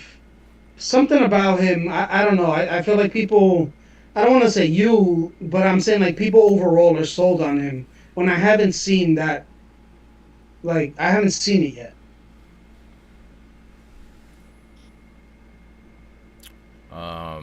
So what's my question? You asking me about Green Bay? You asking me about Jordan Love? No, I'm saying like what's the reason why you have them that high? Considering, Jordan Love really hasn't shown to be, that level, even though he's been put on that level. Don't get me wrong. Well, one thing about Jordan Love is I don't think Jordan Love was healthy at all after the first week of the season last year. He rushed back after getting hurt on that fucking ice skating rink Brazilian field that they opened up the year with. And he never really looked right, even when he came back. And despite him not looking right and not having a good year, they still made the playoffs and made the playoffs pretty comfortably. Mm-hmm. So I feel like if I get that same Jordan Love, I think they can make the playoffs, and I think he should be better. I don't know where he's gonna be in terms of people put him on what level. I don't know what level people put him on. I think he's good enough to make the playoffs. I think he's the second best quarterback in the division. Who's better, No. Caleb Williams, J.J. McCarthy? Nah, I'll take Jordan Love over both of them. Despite how bad he's looked, I think Minnesota is one of my top candidates to not make the playoffs this year of playoff teams from last year. And Detroit, I don't know, man. I part of me feels like maybe Detroit's window is closing right in front of their eyes. They lost both their coordinators. I don't know what exactly that offense is going to look like without the great. We can't give all Ben Johnson all this praise and he's the genius and all that, and then he leaves it don't mean nothing for Detroit.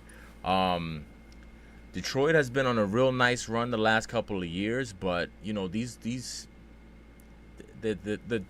flip always seems to eventually happen when in the NFL, and I just feel like while yes, I don't look at the Lions as a team that, when you look at them on paper, they didn't lose much in terms of personnel. Obviously, they're gonna come in with a healthier defense, but I don't know. I just feel like with the Lions that the schedule is not getting any easier. They've had the luxury. They're not sneaking up. Say again. They're not sneaking up on anybody. They're not sneaking up. Oh, that's exactly what I was just about to say. They've had the luxury of kind of being able to sneak up on people. Obviously, last year they sort of, they weren't sneaking up on anybody really last year either. But they're definitely not sneaking up on anybody this year. The expectations are higher. I think that there's more competition aside from the Vikings. I think that the Bears are going to be a tougher game for them. The Bears have been a tough game for them when the Bears were bad. The Lions have struggled against the Bears. So I don't know. I mean, I can't really point to a specific reason to try to fade the Lions other than just a feel. I agree though. I just don't know that they're gonna be able, they've been putting up crazy offensive numbers the last couple of years. I think they were averaging 33 points a game. That's unheard of. That's very difficult to maintain.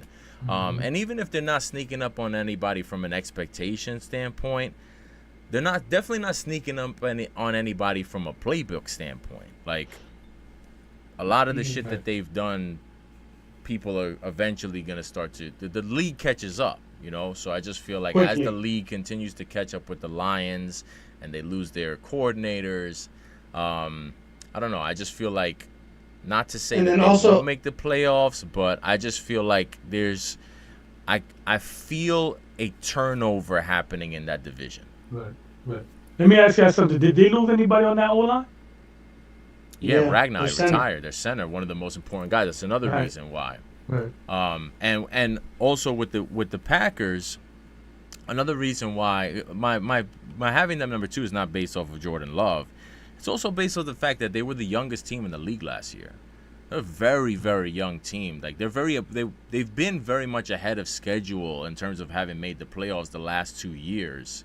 I feel like if I look at that division, I look at the Packers and the Bears as teams that are arrows pointing up, and I look at the Lions and Vikings as teams as arrows pointing down.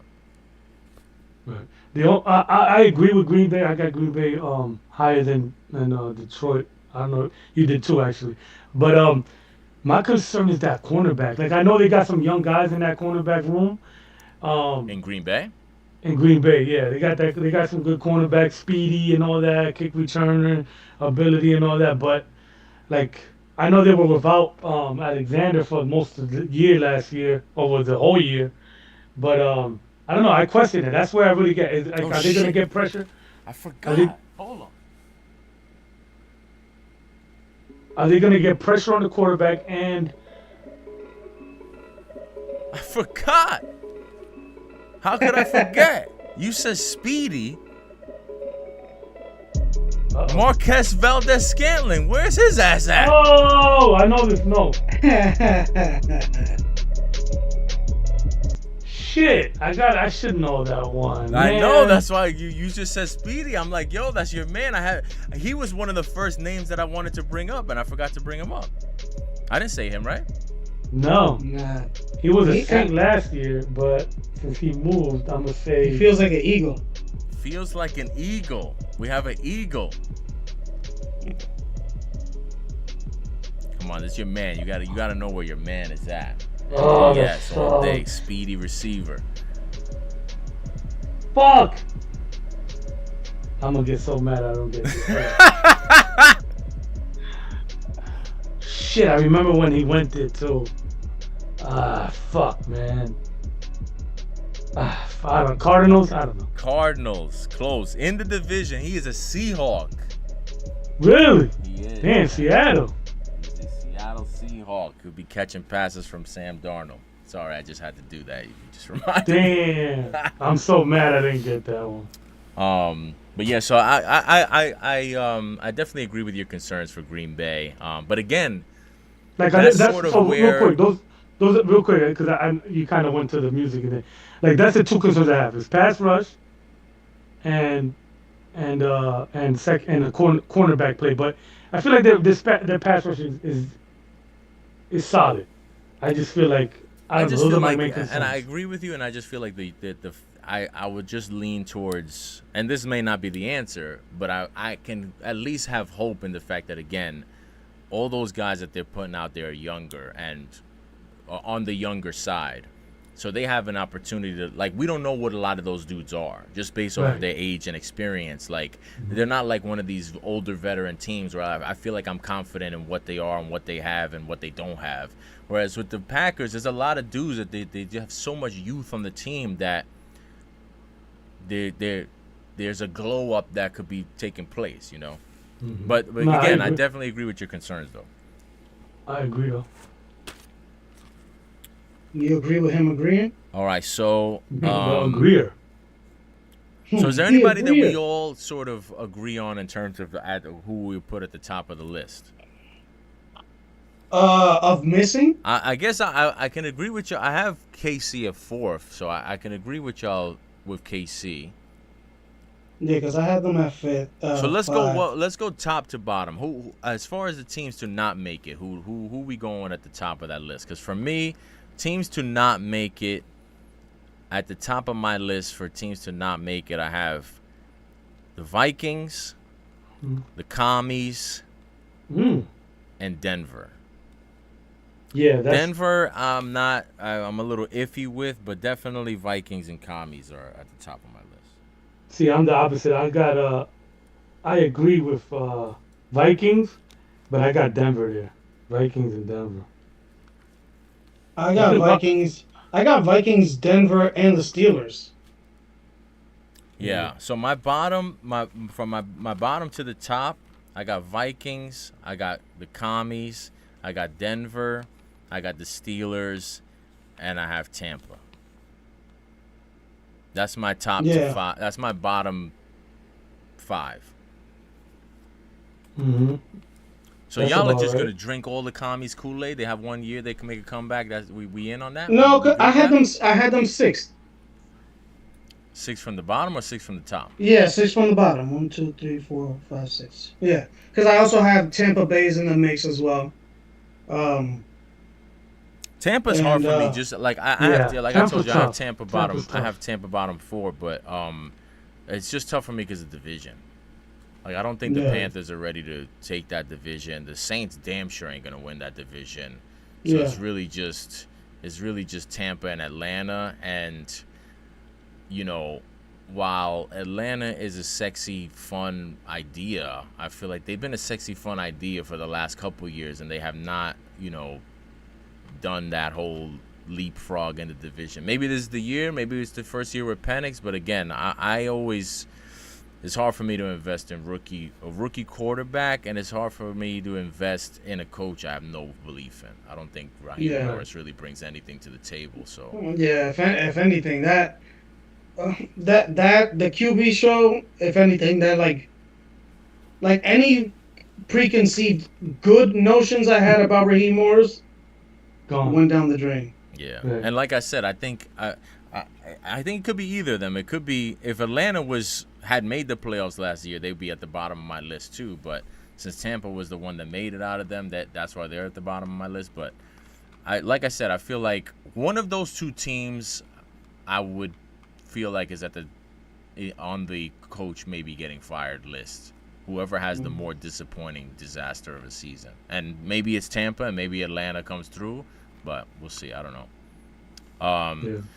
Now Denver, only thing Denver, I wanted to be more down on Denver, but the more I look into it, I'm scared, man. I was down on Denver last year, and they surprised me, and I feel like they have a chance to be better this year. And I know a lot of people are real high on them coming into the season. Um, I don't know. I don't know what to do with Denver. I'm trying to stick to my guns and keep them third, but I know a lot of people are real high on Denver, and I They don't have a know. very Steelerish feel to them. when the Steelers were good or now Steelers? No, just like yeah, like they'll get in just because every game. I feel like Sean Payton's gonna get them ready to play. Also, A didn't they? lot. I feel like didn't they add I was just Greenlaw I was just thinking and who did they add? Hufanga? Yeah, Didn't they add both of yeah. them? That defense is gonna be a Ufanga. problem, bro. That's the thing. Like as Yeah. much as I want to And fade their first round Denver, pick was a cornerback, it's a Jade Barron. already good He's defense. Already with the defensive player of the year to add veteran presence, dudes that still have something left and something to prove. Plus, like you said, yeah, the first round Hufanga pick. too, man. That That defense it, is they're gonna be people Hufanga's flying around the Hufanga's league. not like a seventh year, eighth year Nah, he's young. Yeah. like the dude Fairly that young. the Titans signed last year, Byard or whatever. Yeah. Yeah. It's like he's not like a player that's a star name that's in year 10. We're talking about a guy that's like this is gonna be year 5 or 6 for Hufanga. Yeah. You know what I'm Right. saying? Like Right. Yeah, man. That's the only thing that I, as much as I want to fade Denver, I just feel like that's gonna be. To tell you the truth, the only thing that's keeping me from not putting the Chargers there is the quarterback. Like Right. That's if I had to fade one of those AFC West teams, I want to go Chargers more than I want to go Denver, but it's tough. To me, I feel like I can make a case on both sides. You know what I mean? Like we're talking right now, we're talking it out. I feel like when we think about Denver, I just feel like that defense is gonna be tough to deal with on a week to week basis. And the Chargers thing, it's just funny because both of them are teams that ended up making the playoffs, and both of them are teams that I did not think would make the playoffs going into last season. I was down on Right. both the Chargers and Denver going into last season. They both ended up surprising me. I don't know. The more I'm thinking about it, I might need to go Chargers. I might go yeah, Denver. I feel like That's so tough. I That's feel so like tough. those teams are very similar in like the coaching Yeah, philosophy. that's the other thing. Like I feel like I don't know. Like I just feel like they're gonna both be like annoyingly, you Yeah, know, but I mean, sound but Scrappy, teams. the like scrappy but the teams the, that the difference no is pretty play. like the defense of the Broncos is going to be way better in my opinion than the Chargers, Yeah, but also the Chargers had the supercharged quarterback. You yeah. know what I'm saying? Like so, I and think I mean, the one thing I will say, and I think those are gonna be some good games. I think both times, yeah, Broncos Chargers both meetings I think will be good games. yeah, Yeah. I that's a tough one, man. I think it's like you want to go quarterback play because it's so important, but I don't know. Did the Chargers do enough for me to feel like they're more on the up than Denver? I don't think I so. don't know. I think I'm spooked just because I still don't know how the fuck the Chargers even made the playoffs last year. Right. Like I we don't even know don't how many understand. Like eyes. We you don't almost even know how forget many that they eyes made the Najee playoffs. Harris They had has. one of the most forgettable playoff seasons and playoff games of last year. Of all the teams, when I was just in my head trying to think, okay, who were the 14 playoffs? The last one I remember was the Chargers. Yeah, Right. yeah, Yeah. you're right. But yeah, but I remember Denver more just because I was like, how far can they really go with this rookie QB? You know? I Yeah, remember and I Denver remember more them because they because of got that their ass last blown game, out. the last game of the season where it was either them or the Bengals. And also, when you get to the end of quarterback, you watch Joe Burrow watching that Chiefs Denver game and watching Denver, obviously blowing out the Chiefs, shutting them out, and making the playoffs. That's why I remember Denver being that last team in type of thing. So that's why I think that's the only reason I remember them more than the Chargers. But both of them had, these weirdly successful, but I don't know how the fuck they did it, seasons. Right.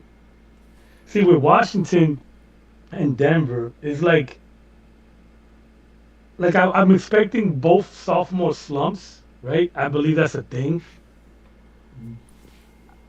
Washington's in an easier overall division, so I kind of like I kind of feel like Denver's on the up, but they still Easier could miss the overall playoff. division, but I don't know if they have the easier schedule overall. Mm, I think Washington has a more difficult schedule. right. I don't know, man. It's just so hard to Because they're another one of a the, like, as root. far as the Right. toughest schedules from a travel standpoint, I remember noting Washington and Kansas City as being, they got a lot of traveling, international, and a lot of those primetime games. And you want to talk about a team that's not going to sneak up on anybody? Put the fucking commies at the top of that list. Right. Mm. And I mean, how much faith do you really have in the coaching staff? With the 'Cause I know it all Commanders. Right. worked out. Right. That's. Yeah. I really do feel that. Hold on a That's. second. Whoa. Wait a second. Are we really disrespecting my man, Okay. bottle service, my man, bottle service Cliff? We're not disrespecting bottle service Cliff, are we? It's, I just mean, as an the overall trajectory though. with him is overall that, like, yeah, he has a spark, like, and then people end up catching up with what he's doing, similar to Mike McDaniel. You know what I'm That's saying? true. Like, Yeah, that's so, true. Yeah, you know, I think that comes into play both with him, and then you add to that the whole rookie quarterback aspect that you know. yeah, like that. I feel it does feel like a CJ Stroud situation. It's like, Jalen Daniels, it's almost like when CJ Stroud came in and he was like that good, right? Yeah, Mhm. Like, to come in, it's like he's not just gonna get better. You know what I'm saying? Like, eh, there's a certain level where it's like, okay, now he plays at a certain sustained level, and because like the other teams now have a sufficient amount of tape, Mhm. and now it's okay. Now it's on the emphasis is on like the playmakers, because the playmaker in the first year was the quarterback. Now the playmaker in the second years has to be the people around the quarterback, because now defenses kind of are like honing in on what, like, your tendencies are, and who you like to throw to. You know what I'm saying? So, like, last year, they did try to, with the Texans, they did try to add, obviously, Stephon Diggs or whatever, but remember, he got hurt, and then Tank got hurt as well, and his connection with Nico Collins got better, yeah, but, like, I feel like the drop off was more so where, like, the people who they added didn't really didn't really do take help the quarterback take that step. You know what I'm saying? Like, and when you look at Washington, they didn't really add that much. It feels like, to where, like, they kind of wait. So you're leaned saying more. KJ Osborne is not a difference maker? I just told. Wait, I gotta play.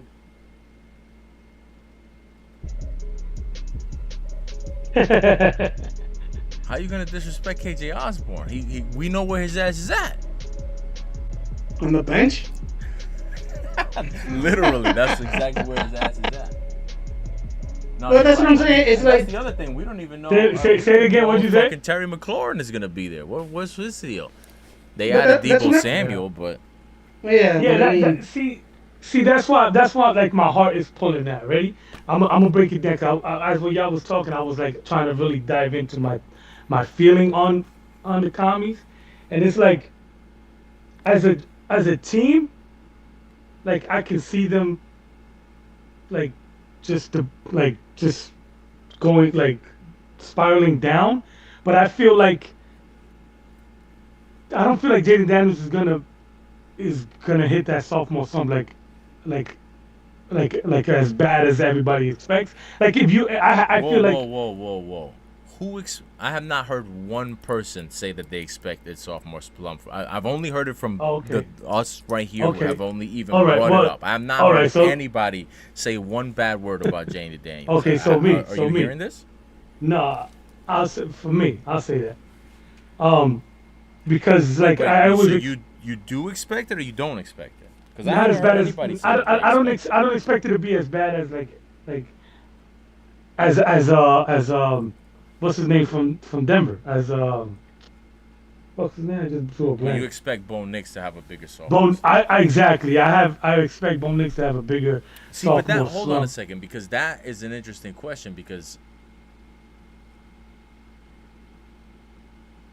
then how are we even defining sophomore slump? Because I don't think Bo Nix was good last year. So what would be a slump for him versus Jaden Daniels was obviously fucking MVP candidate great.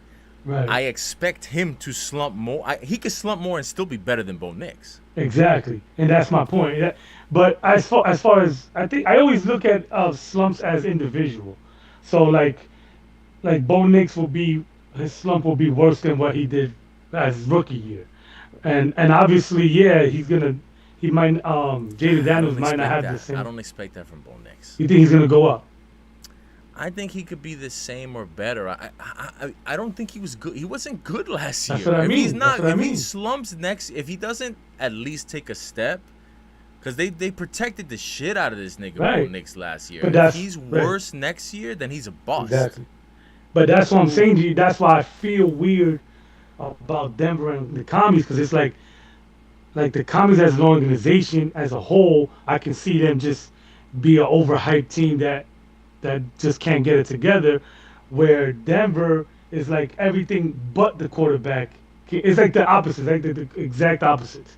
It's like I Well, because trust think about Denver it. defense. I trust the organization, the coaching wise. I just don't trust Bo. And then Washington is like, I feel like Daniels is that real deal, and I just don't trust But they're everything putting around more. him. There's there because that's kind of like the thing with the differences where I was speaking of with the CJ Stroud thing. Like the philosophy, I think with the Broncos, it's okay. Let's add more help for Bo Nix. With Washington, he had such a good season. It's like okay, he's gonna make everybody else better. You know what I'm Hmm. saying? So it's like almost like with the situation, like for example, Bryce Young was better in his second season than he was in his first season. Right, And reverse with CJ Stroud was he was great in his first season, but took a step back in his second season. right. CJ Stroud is still better than Bryce Young, but the way that the feeling is going in, it's almost like there's a trajectory going this way with Bryce Young. Like, okay, let's see if he keeps getting better. Which that's the situation. That's like kind of the thing when you're supposed to do when a rookie quarterback doesn't perform like a top five quarterback, Hmm. which Jaden Daniels did.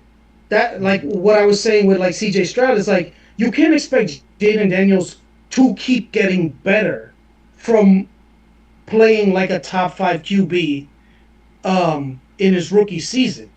What you have to do is lift up everything around him Hmm. so everything is easier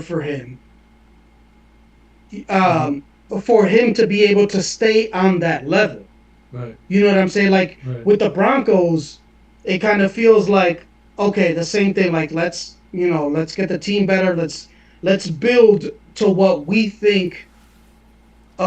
Bo Nix is the type of player. Like for like it seems like he's more on the game manager side with some upside, and let's keep hoping that he plays better.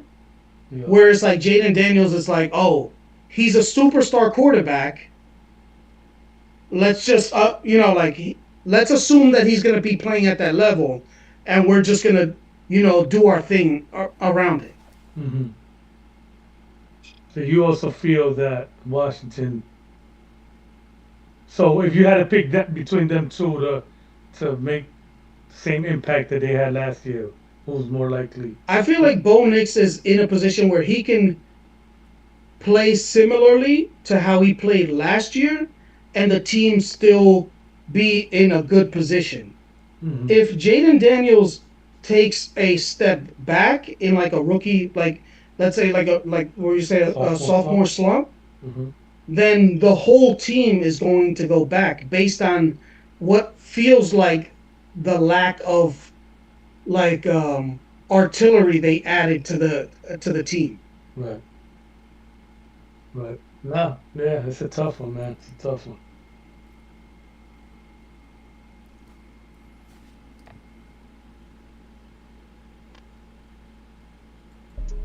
I don't know. I guess. Right. Uh-oh.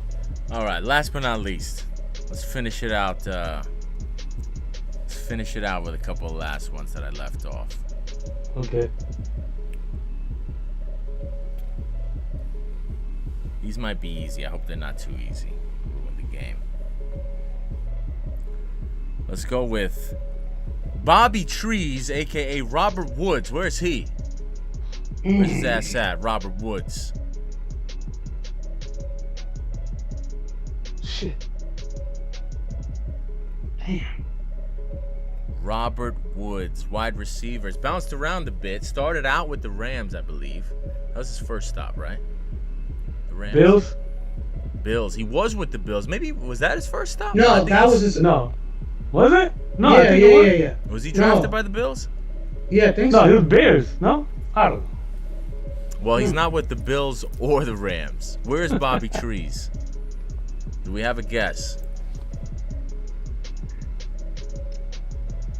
No guesses? Well, no, give me 1 second, because I What, want look it to up? say. No, that doesn't count. No, I'm not looking Go, it up. go, I'm go. I'm Say just one, looking say through one. the teams. Washington. No. What do you said? Looking up the teams? You know the teams. Yeah, I know, but when I look at them, No, that's not like the point of the game. You're ruining the Asterisk. spirit of the game. Come on, let's go. Give it. Why does Flex want to ruin the game? No, I put it down. It's with the Chiefs. He's not with the Chiefs. He is also with the Pittsburgh Steelers. God damn it, I was gonna say that. Yes, Oh, Bobby shit. Trees is a Pittsburgh Steeler. Here's an easy one. Speaking of Steelers, former Steeler Deontay Johnson. Where's his ass at? He's bounced around quite a bit. Had some trouble with the Carolina Panthers. Where's Deontay Johnson's ass at? Is he with the Cowboys? Is he with the Cowboys? Cowboys. Do we have another guess? They like shit. I'm gonna say Philly. We have Philly and we have the Cowboys. Deontay Johnson you're close in terms of where your mind was going. There's another place where some troubled receivers go, and that is Cleveland, Ohio. He's a Cleveland Brown. Deontay Johnson. Terrible. Yeah. And that was an easy one. Well, I think didn't he play in the preseason this weekend, if I'm not mistaken. That's why I thought maybe you get it. How about Samaje Perine? Where's Samaje Perine kicking around at? He's still out there. They on the Eagles? Is Samaje Perine on the Eagles? We have an Eagles. Who else do we have? Where could Samaje Perine be? He's been around. Where did he start? I think he started with the Commies. Wasn't he drafted by them? Oh. I think he was. It wasn't the Bengals? No, I think he ended up with the Bengals after a stop with the Chiefs. But I think he was drafted by the. They had some. Maybe it was a different Perine. They had a Perine. Yeah, because of Michael Perine. Maybe that's who I'm thinking of. Yeah. Shit. I know it's a. Fuck. What was you guess? Eagles? Who'd you guess? I'm gonna say Chargers. Yeah, he is. We have Eagles. We have Chargers. No, Samaje Perine is back with the Bengals. That's cheating. How's that cheating? Nah, he was a Chief last year. That's It's not where cheating. his ass is at. It's not where his ass was Been at. at. Okay, but that's where he's at. Nah, that's where he's at. That's where he's at now. That's a tricky one though. Here's an easy That's one. back. J.K. Dobbins. Where's J.K. Dobbins? We'll end this on a high note. Come on, that's an easy one. That's a layup. Come on, you gotta be kidding me. Hold on, I need Oh, you guys are not. You're not locked in. You're not. Do you we're even not care Hey, about back on football the- at is he all? on the You Texans? guys even like football?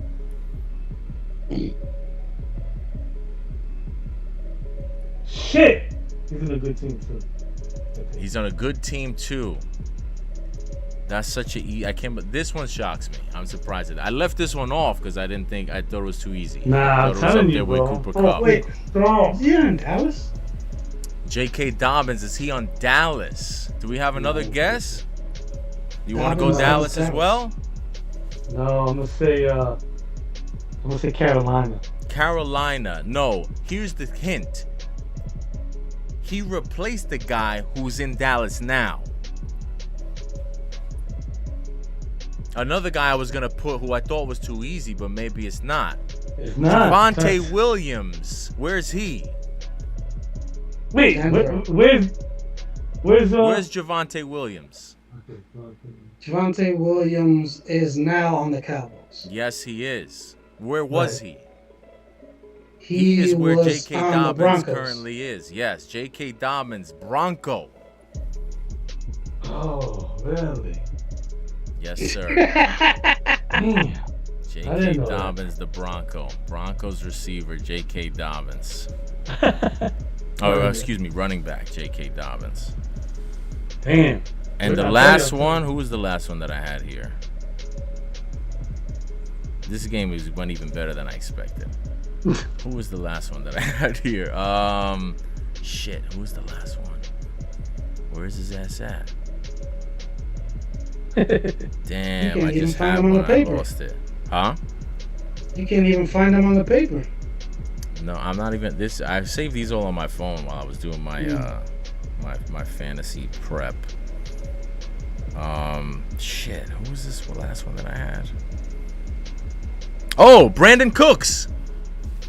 Speaking of the Cowboys, former Cowboy, former of a lot of things. Brandon Cooks, another guy who's bounced around. Where's Brandon Cooks? That's the last one. Let's see if we can end on a high note. Is his ass back on the Saints? Is his ass back on the Saints? We have a Saints. What else we got? You going Cleveland. Saints too? Cleveland. Was Brandon Cooks ever on Cleveland? No, obviously not. I don't think he was. He was a Patriot, Yep. a Cowboy. Rams, he was drafted by Cowboy. the Saints. Then he was traded to the Patriots from the Saints, right? Or was he traded to the Rams? I don't remember. Patriots. But you were right. Patriots. New Orleans Saints reunited. Wow. Brandon Cooks, he is back. Man. Well nice. done. Good job, fellas. Not me. Riveting game. Where's his ass at? I think the music worked out perfectly. that beat with the low hum in the background makes it funny or something. I don't know why. It's funny because when I was thinking about doing this shit, I was thinking like, what beat could I put behind it that would make sense and also be funny. And I was thinking about doing what's the DM? It was the DMX.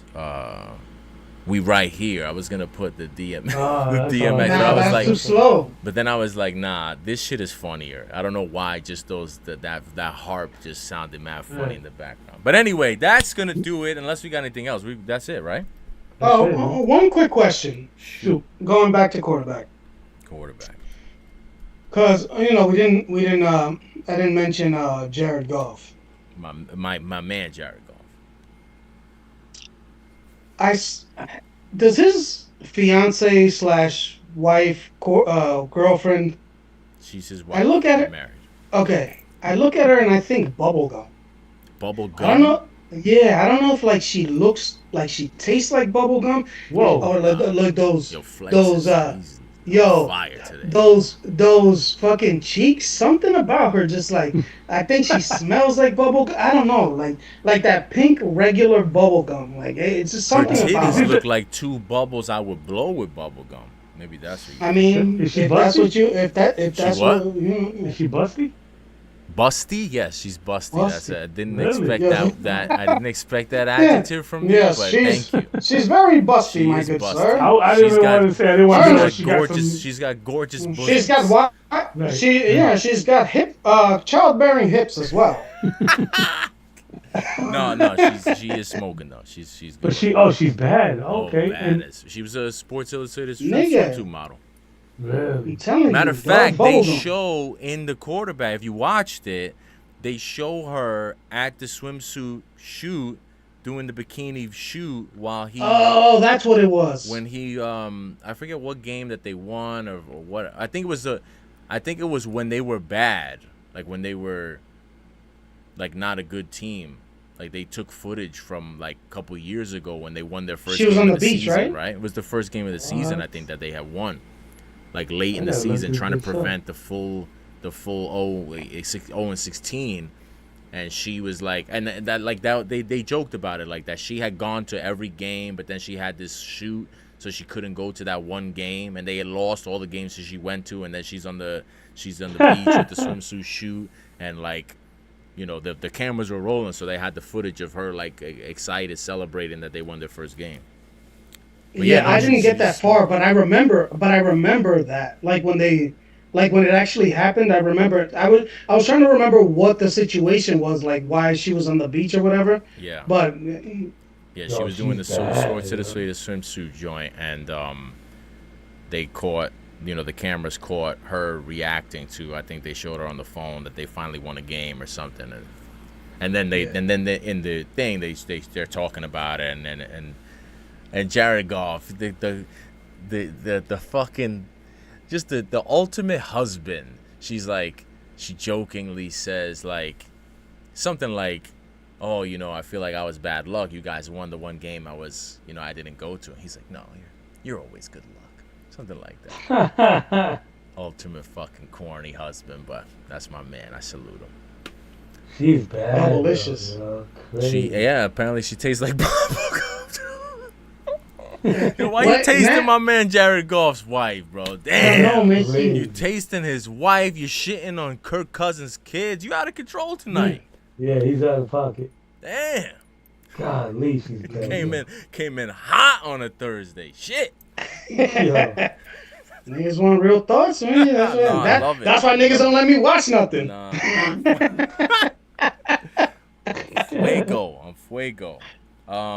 Is there anything interesting happening this weekend that we're gonna have to recap next week? Yeah, I don't know, man. But let's go with your man Michael Porter Jr., bro. oh, Oh, I'm gonna shoot him some bail. And he is not my man, and I've never fucked Michael Porter Jr., which He's a makes Brooklyn me man. shooting him some bail significant because he's not my man. But I'm gonna shoot him some bail only because He's gonna need it to get out. only because niggas is making it seem like he went out and wanted to talk about this. He's just a goof. Like he wants to do A goof or an podcasts. idiot? He was on the podcast and he kept it honest. And I think that he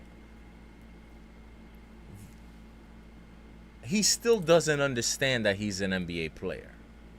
Like he still doesn't understand that saying something like that is gonna raise some eyebrows and make people question him. But at the end of the day, I don't think that what he said, like, he just spoke the truth.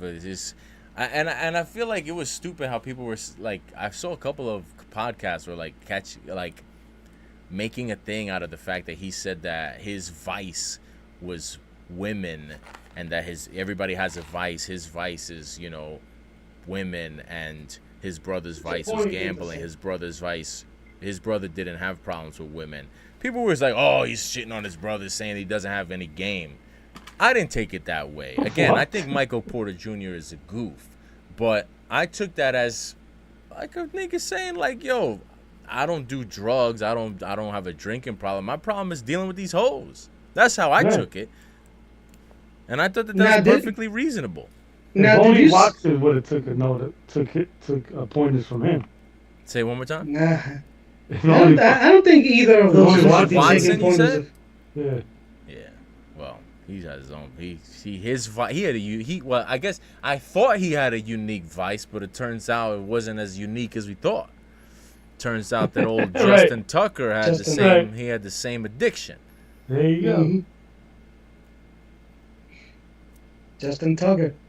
Oh man, that's a crazy. I mean, we don't got to get into it now, but that is what a crazy turn.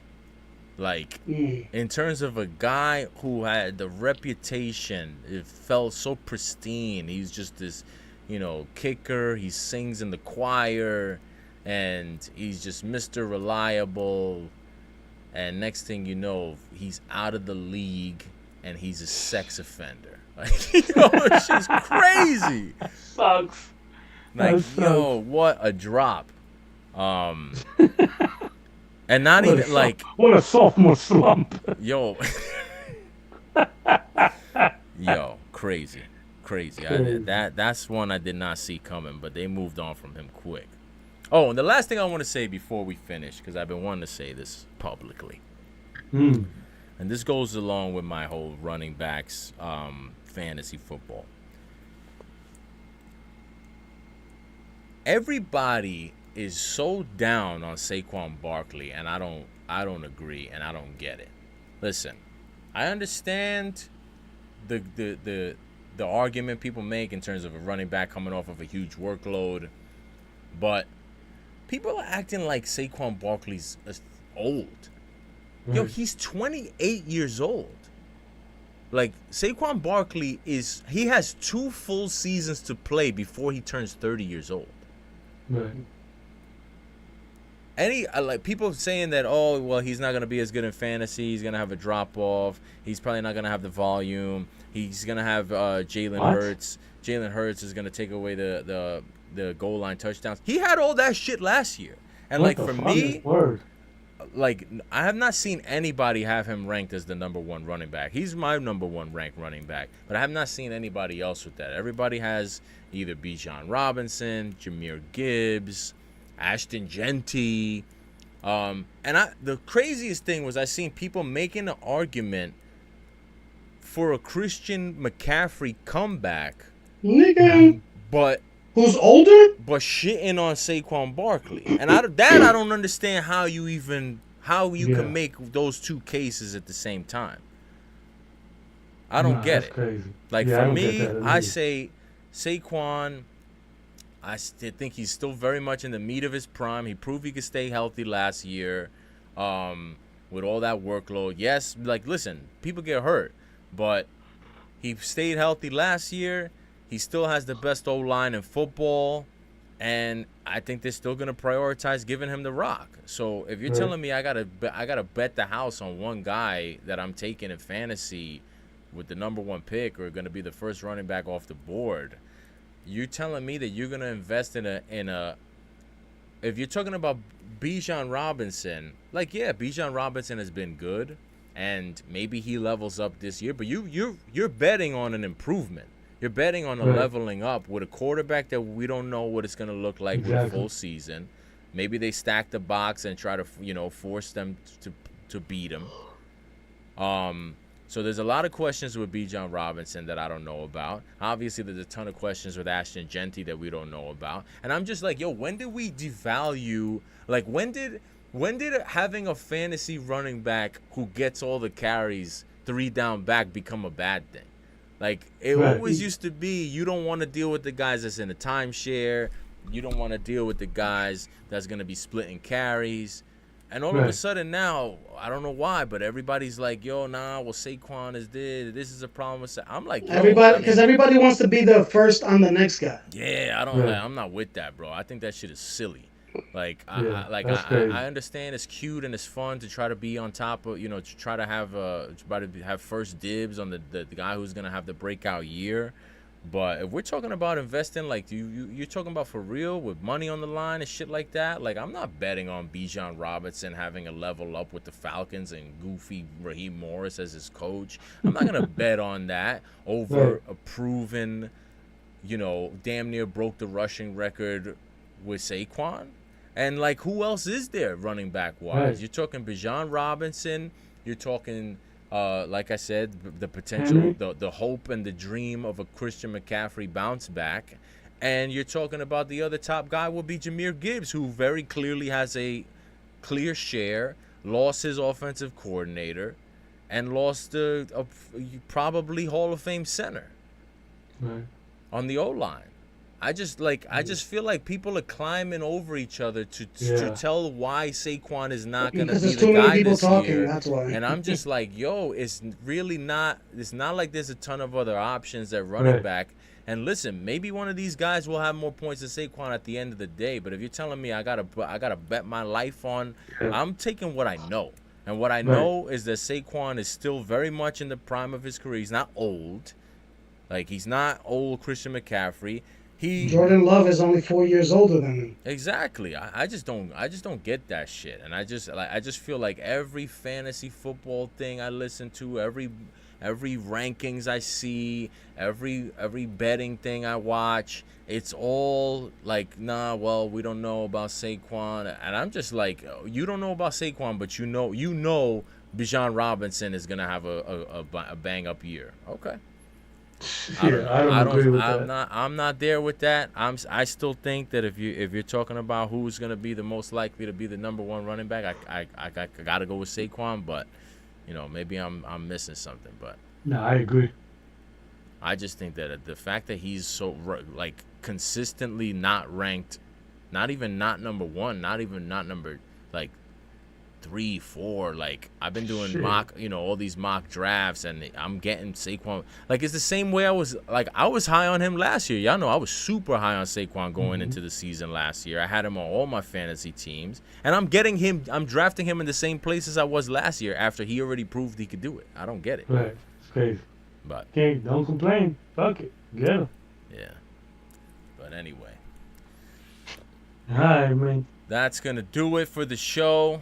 We'll be back next week after a full slate of preseason games. Are we expecting the starters to get run? I was shocked at how many starters actually played, even even dressed. Yeah, I feel like there's been a little bit of a shift in like technique where it's like instead of getting these guys out there week one, like getting their feet under them, it's like, yo, maybe you should start like doing the thing that you're gonna do in a couple weeks. Maybe you should start doing it a couple weeks before instead of like being thrown into the Right. fire. So Right. I like it. Even if it's like starters versus non-starters, whatever. It's just like just like get the hang of it again. You know what I'm saying? Yeah. Word. All right, well, there we have it. I'll do my whole review of the Travis Kelce Taylor Swift podcast appearance. I'll do that on a separate show because I know you guys didn't watch that. I know you guys. I saw that recently. Yeah. No, I didn't watch it. I just saw. You I knew did- it was happening. I I didn't didn't know what was entire happening. world. Like, you're Right. not- I didn't know what it's was not happening. special. Like, Right. when Taylor Swift is doing anything, we Right. know about it. She was crying and shit. I heard. Nah, she didn't cry. I watched the whole thing. Oh. No, she didn't cry. She got choked up when she was talking about getting her master's back. Right. But I thought it was good. But we don't got to talk about that now. Anyway, next week we'll have when is the Snoopy Bowl or whatever the fuck they call it these days? That's the last week. Friday. Oh. Oh, it's Well, Friday. Friday. Is No, this- Saturday. Is this week? Saturday at 7. Yeah. Yeah. Okay, that's what I thought because they don't do it the last game anymore, right? They're practicing fucking against each other Snoopy, right now. too. So what do you got? Do you care about it at all? I mean, Neighbors wasn't playing against Sauce in the practices, so that kind of. Oh, and there was a fight too, right? You would know. Yeah, it was getting chippy. It wasn't. No, there was a joint practice fight I heard between the Oh, Giants and the nice. Jets. Was that today? I don't know. I haven't seen today's stuff. Bro. And Rashee Rice. Any thoughts on that? That's the last thing. Well, I just saw a tweet Is he where back? Jordan Addison is getting more games than Rashee Rice. Not a good look when you have the what league. you saw is wrong because that's not true. Oh, Game? What do you mean? He gets more games. He's not getting. We don't know. suspension. Rashee Rice. The only Rashee Rice news is that here's the Rashee Rice news. His hearing with the NFL is scheduled for September 30th. That's gonna be after week 4 of the season. Damn, my son's birthday. So we don't know what he's getting, which kind of Jordan Addison is in a better place just because he already knows the suspension he's getting. He knows when he's going to be back. From not only from a fantasy standpoint, but also just from a Chiefs standpoint, that's whack that you're going to start the season with him and you may you might lose him in the middle of the season. That shit is weird. Yeah, Have they ever done that before? I don't remember ever seeing That's a stupid. suspension take place in the middle of the season for an incident that took place years before. yeah. Right. I mean, okay, I misread the tweet, but it was that he's gonna have 4 or 5 games into the season when he's going Jordan to. Addison will be back before he has the season. Yeah. So, but I mean, I don't know. I feel like having 3 games. Okay, like at the beginning of the season where everything, you need everything to click. Where like Rasheed Rice is gonna be able to play five, let's say 4 or 5 games, then take 3 days off, 4 weeks off. Um, like he has done it in the past, like the past couple of years where he's gotten hurt, and then he's gonna just come back, and it's like Well, almost he okay. didn't do Figure it that out for a last couple year. weeks. He didn't come back at all last year. He Well, shredded his yeah, I ACL. mean, yeah, well, supposedly. That's not quite the same. Yeah. So you're saying you would rather lose a guy in the middle of the season than have him miss the first 3 games? That's the case you're making? Well, because No. if you have him in the beginning of the season, you have all that momentum working in from training camp. Okay, So that is boom. I heard what you said. That is the case you're Yeah, making. yeah, because you could develop I the people totally around. disagree, but that I Okay. disagree I also. agree to disagree on that. Okay, I'd we'll see. rather know when I'm gonna miss my guy, and we don't know. You say, what if he's suspended for 8 games? Well, then, yeah, he should be, but Okay, but that's what I'm saying. At least if it's at the beginning of the season, you can fucking plan for that shit. You can't plan for shit until September 30th. You don't know if he's gonna get suspended 2 games, 5 games, 10 games. You don't know what the yeah, fuck they're gonna do. he'll get 3 games. He's on You the want to Chiefs. bet? Remember? Let's bet on it. No, I What do you mean think? he'll probably What do you get think? Yeah, okay. What do you When think? the He'll money get 4. comes out, the funny comes out. He'll get 4. How many do you Well, think? what do you think, Abe? Nah, you don't want to 6? bet. I'm not. I brought out the You're not money. You giving that brought out out for the free? funny. That's it. The money goes away. It's over. I said 4. Yeah, and then I brought out the money, and you said, "Oh, well, I don't know, maybe 4, 5, 3." Oh, Yeah, well, I mean, because I said what it was. I'm saying, like, you know what I'm saying? If you say a number, then I don't know if you have inside info, dog. I don't have inside info. The only inside So? info I know is that I don't think I've ever seen this before. A guy getting a hearing like that is weird. That's crazy. That is crazy. Yeah. That's weird to me. Why would Jordan Addison's thing already be announced and settled? Like I don't. And the shits happened on the same day that I saw that. Yeah, and Rasheed Rice's shit is from mad long ago. The legal matter is settled. I don't know why they waited fucking months after the legal part of it was settled to then announce a hearing in a month and a half. The whole shit is strange to me. Yeah, But- You know, Taylor Swift and them boys. Yeah, I don't know. I just That's thought tough. that was weird, and I feel That like is that weird. I feel like that sucks for the Chiefs. I don't agree with that perspective on it at all. I think whatever he's gonna be suspended, I would rather have that knowing going into the season, and that's it. I don't want to have to deal with that shit and him going to hearings in the middle of the season. And nah, I don't want to deal with that. Right. Nah, that's crazy. But